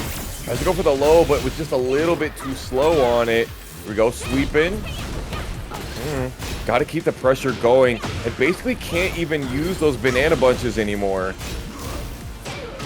Not at all. Great punish, though. EXO. One more chance. Oh my god. Another one. Box out. Time. You know what it is. Tell the people. Are we going to see Joe clutch? Or are we going to see how big EXO's big balls on Twitter is going to give those gravitas cajones to us? Show it. Are we going to see ourselves some spike? Oh my god. 124. Put the money in the bag. Put the money in the bag, chat. I'm cooked, dude. Bro, you don't come back from this. I'm sorry. You lose the round after doing 124 damage combo. I cannot with this game right now. Joseph Crushington, the Paragon Prime Minister, doing the Rage Art finisher, but not finishing it off. Tries to jab in between it. Seriously, JoeCrush has the plot armor of the gods. 3-2. I cannot believe what I'm seeing. My name is Hamlack, and I'm joined by my buddy Foxhound. We got some Benny Hill style action going on right here. While standing 4, backdash forward 2. What a sequence. Making KingReyJr whiff and getting that perfect. Hello? Jumping over the wake up 4? The standing 4? I'm confused, I am. Confused, therefore I must. You get punched in the noggin. Downstairs we go. Ugh. Tornado back turn. What are we gonna get? We're gonna get some extra Downtown as we make it our way down to the casino. Careful, it is wall slams. The new tactics, dirty bubble.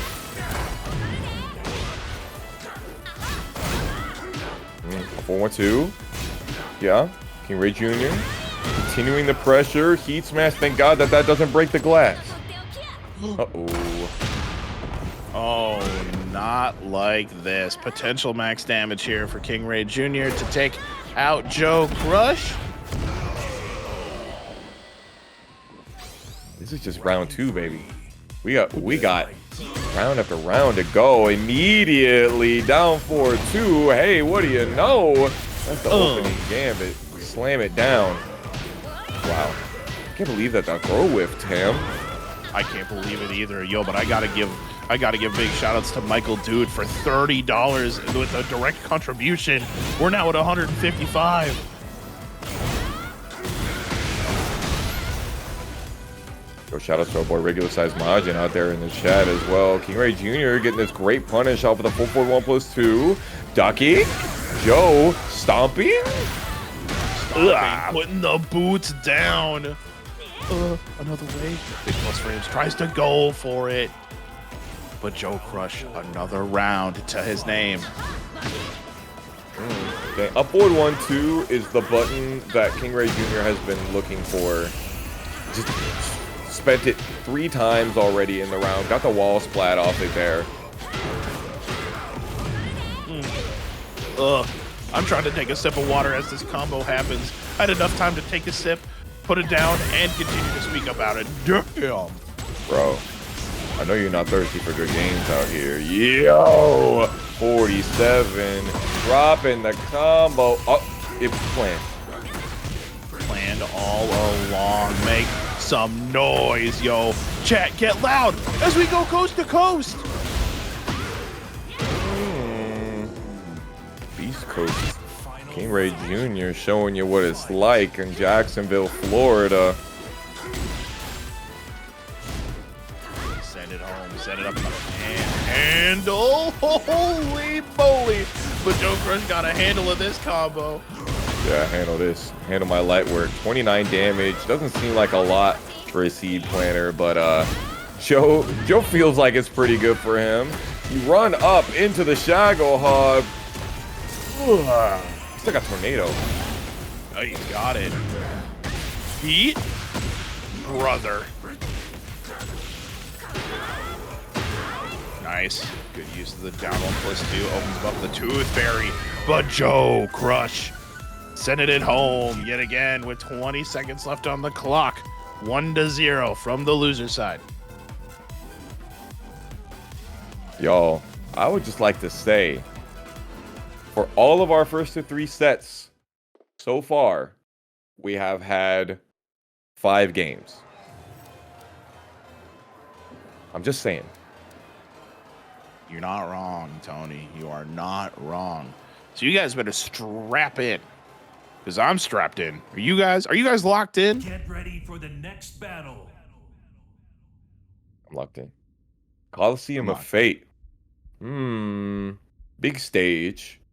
I think this stage is better for Junior because he has the ability to get that spike, you know, into the X guaranteed damage, whereas Joe doesn't have that. That's true. Spike being kind of I would say a key part of Asuka's game plan, especially in these bigger stages like Yakushima, Coliseum of Fate, as we are here right now. But look at that, dude. We're only 15 seconds in. Joe already almost dead. Yeah, I mean, he got that big upward 2 punish off of the programmed uppercut from KingReyJr. Round start, 45 damage. Huge, and there goes the down forward 1-2 counter hit. Let's get it. Just about barely getting that last hit. Another one. Oh, The rage. it whiffs. Bro, I thought it was gonna whiff. Like, full stop. Full stop, can't stop, won't stop. Hit him with a rail. It's not gonna kill as you were airborne. I hate this game. Wake up into 13 frame counter hit string. Why don't you?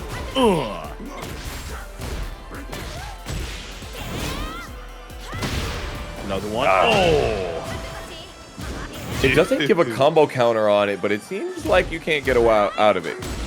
That's definitely not 17 frame punishable. I'm sorry, brother. Not gonna happen. This mug on him. Let him know.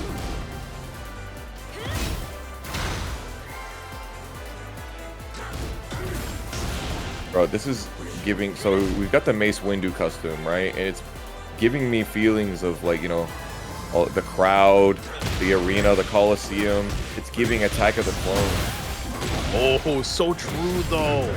Attack of the Clones type vibe. I'm liking it. Damn! I feel like Geonosis, but did you know this? He's gonna get punished for that key burst opportunity back there. Yeah. A single backdash. A single backdash. You got him out of there, dude. I can't believe what I'm witnessing right now. KingReyJr. Yeah, saying whack. Dude, that button is so crazy good. A forward 1-2. I've seen it so many times from Junior tonight. Nice. He's going to be able to, you know, continue to use it, take that check to the bank as well. I mean, this is really how they're playing neutral, just kind of waiting. It seems as though each round that we've watched has gone to almost less than 10 seconds. Yeah, and they're playing very differently each round too. Like we're seeing a lot of up 4-1-2 from KingReyJr. but we are not seeing the same game plan from each other. Running 1+2 to be able to get out of there. We're already backdashed way off axis to the perfect spacing to be able to stop KingReyJr Jr. from doing that thing that he liked to do. He liked to do be pressing that rage art. Let him know. See, it seems as though that JoeCrush has really gotten kind of a handle on how KingRey wants to play the game. Just as you say it though, you know, like 3-4 interactions in a row, KingRey Jr. taking JoeCrush's health down pretty damn low. Goodbye. And that's gonna send it. Bro, I hate that string. That string can hold it. That string can hold it. Yeah. I'm not gonna say what it can hold, but yeah, y'all could take a guess. Bro, in that Losa Baki is so nasty too. Oh, but we're whipping the down 1+2, the Jordan Jostler, and just cannot land it up against JoeCrush's Jack's amazing backdash.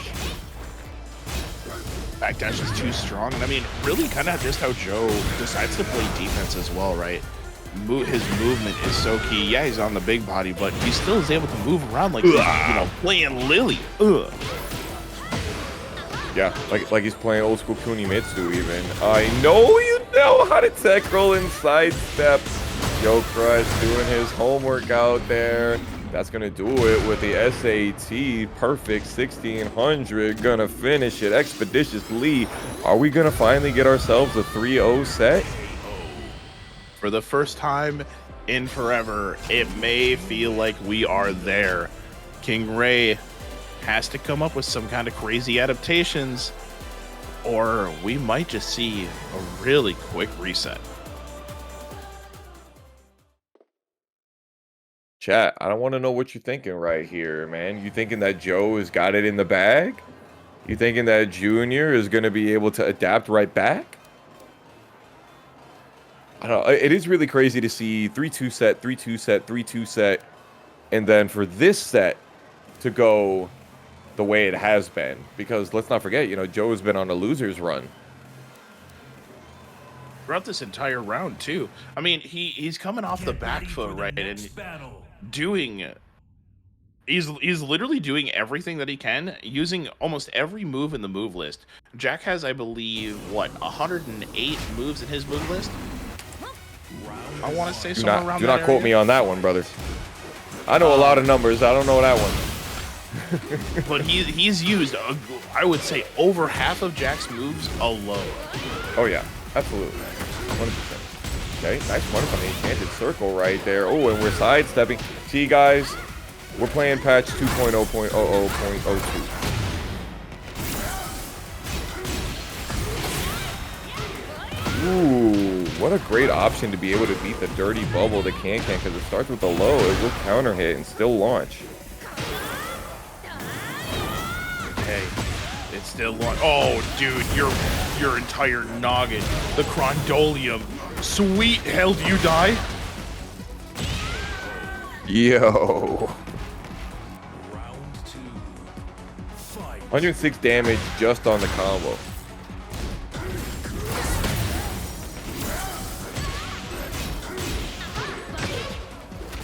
Big punish. Ooh, gotta go for it again.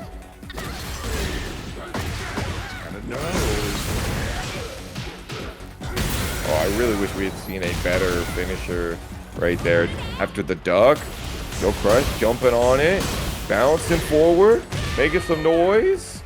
Ooh, trying to get one more on there for the boys out there in the Texas scene. See if we can get a quick 3-0 here.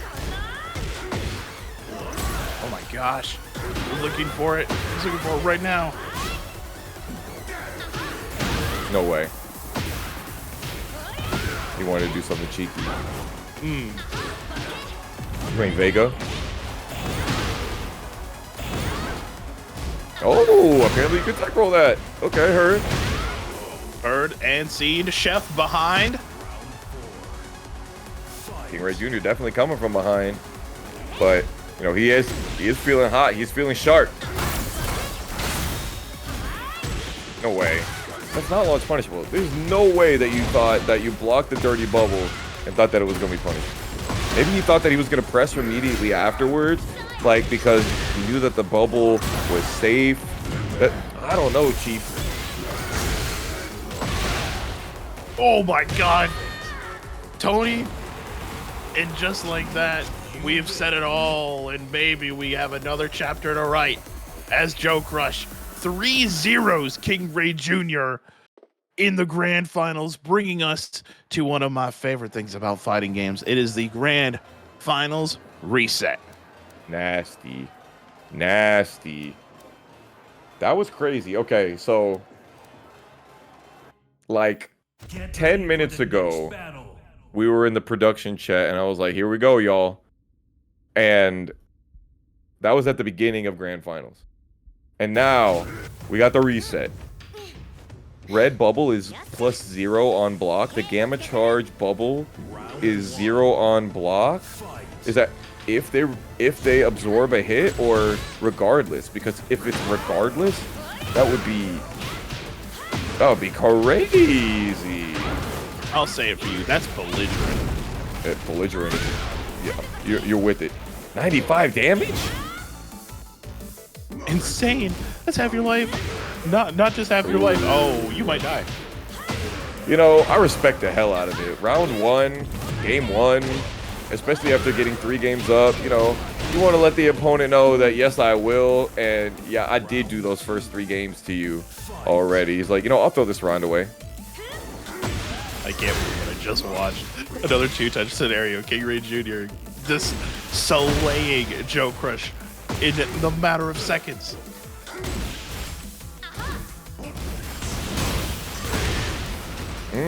Messy. Next to throw, get away from me. Shotgun press. The float. Round 3. Bro, Joe knows how to run that 2 jab exactly when it's necessary, I swear.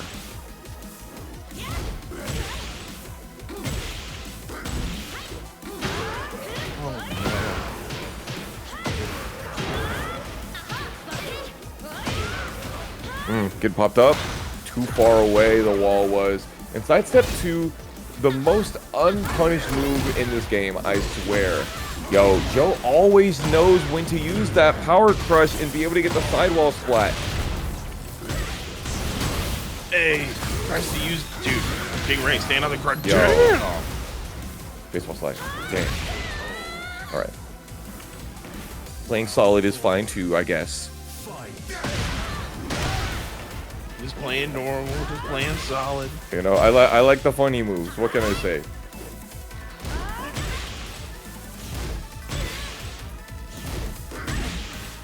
Yo, KingReyJr just kept trying to go for those 4-4-3 counter hits, and Joe's like, dude, stop. You're so negative after that. Hey, another one.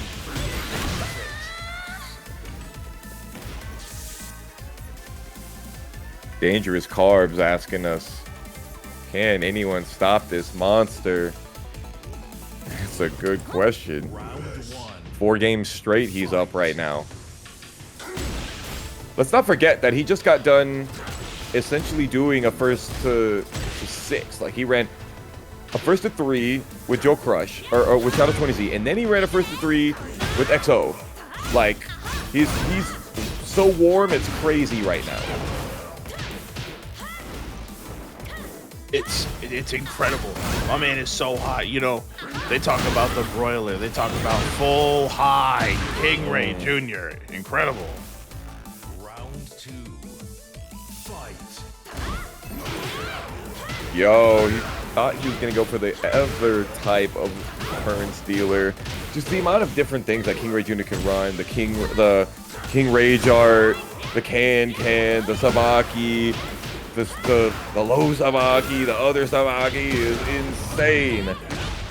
All the tools and tricks that he has up his sleeve, and then using the funeral palm on the end of this. Oh my god. Ugh, another one.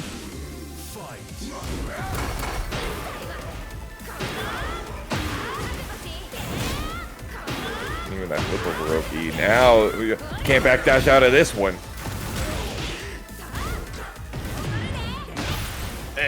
another one. Oh, doesn't check the throw. KingReyJr. Whipping it into the DF2 from JoeCrush to the wall. Again. I was about to say, if that breaks the wall, that would be insane. Insano in the membrano. Captain Insano shows no mercy. Let them know. Let the people know out there, yo. Were you ducking? Could you be? Stabilizer. Stop on the toes.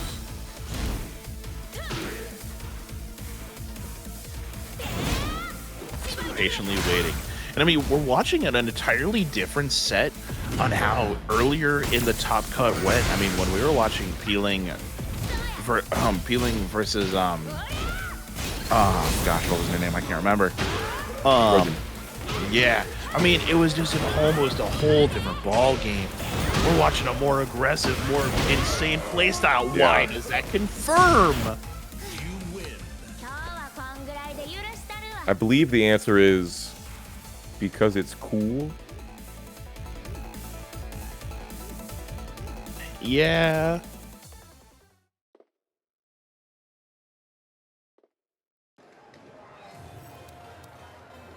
Yeah, the 4-2-1+2 at the end of it. Yeah, they added the new string to the forward 2 in Nani wa Gusto in Season 2 to be able to give that extra baseball swing animation for the extra. It doesn't really do that much extra damage, but it does do extra damage, of course. Right. I mean, it's an incredible. I mean, it's an incredible power up that not. I'm not gonna say Asuka, because it's no longer Asuka at this point. It's a great buff to what KingReyJr is now able to do with this character. Ooh, okay. He tried to go for the Sabaki on the end of that one and got elbowed. Ooh, but immediately the down 4-2 right back. Oh, tries to jump on the man, but no. This is gonna deal lots of damage. This is huge. And Joe has gotten no success rate off of those wall jumps so far. You die.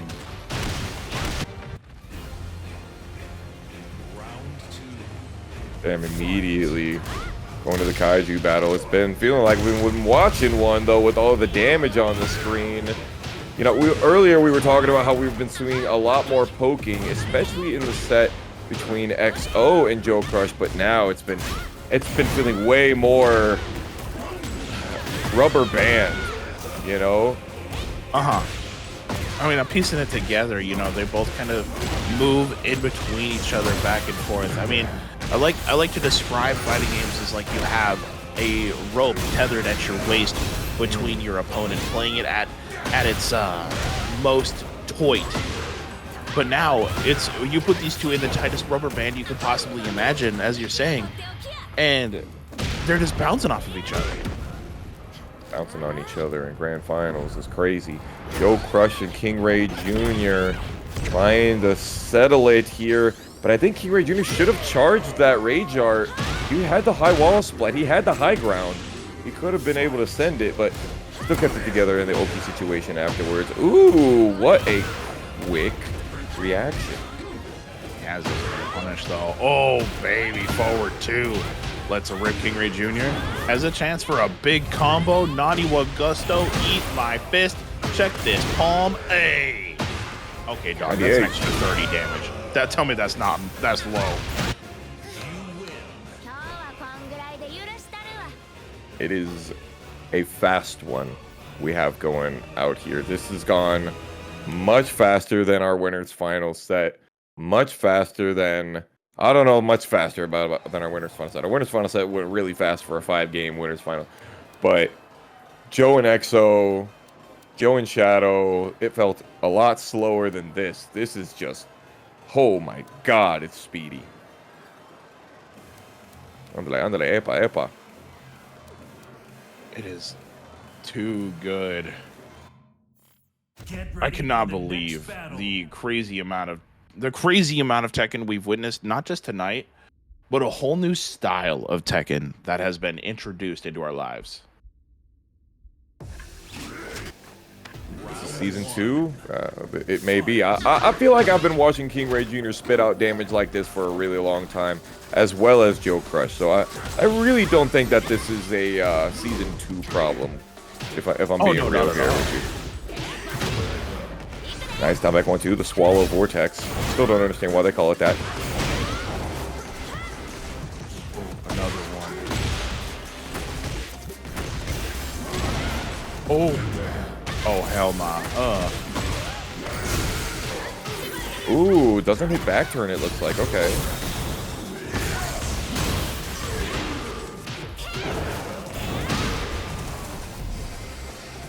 Alert? Ooh. I wonder if that was server-wide that we saw that little hiccup, or if it was with the players as well.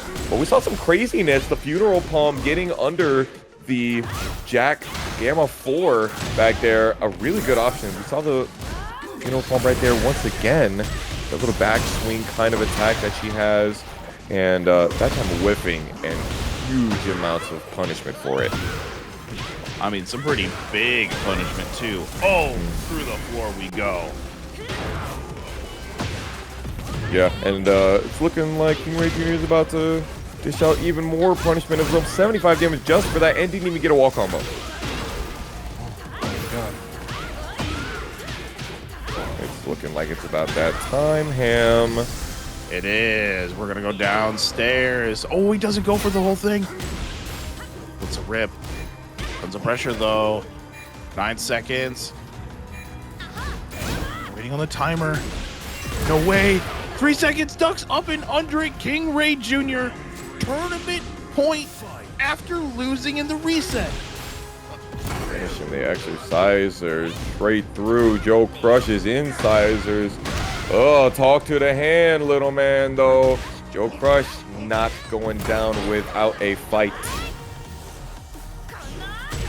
Uh-oh. Oh, big down for 2. He lets it go. That's what I'm talking about. He's making it clap. Oh my gosh. Okay, very safe opportunity to use your resource a little bit too far away. I'm not sure what that standing 4 was meant for. Maybe he thought that there was going to be a button. There is no magic 4 in here. You could get some extra knockdown damage, but Junior missed the opportunity. However, great inner strength right there. The 1-inch crunch. Yo, the 1-inch destroyer here. Let him know. Make him eat that whiff punish. Hey. Ooh, tasty combo. We making some noise out here. Well, now we're side switching. How that's going to change it up?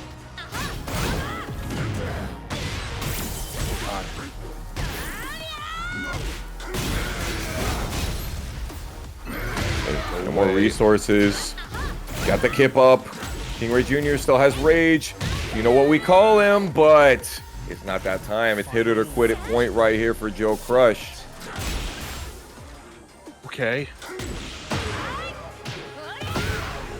Dude, KingReyJr. just kind of he just knows the flow and knows the antics of how season 2 has already been put out. In just 2 weeks alone, it feels like he's already next level above anyone else. He's mastered it already, and then added those new tools to his toolkit. KingReyJr getting the wall standing 4 here, gets the heat burst, still able to catch Joe, even that far away. He's trying to make a point here with this up forward 1-2 string, and he has successfully done so. KingReyJr winning not only Tampa Never Sleeps twice in a row, but now taking the Paragon line bracket this week as well. Tacking on yet another title to his already just bending bookshelf full of trophies that he constantly is accruing.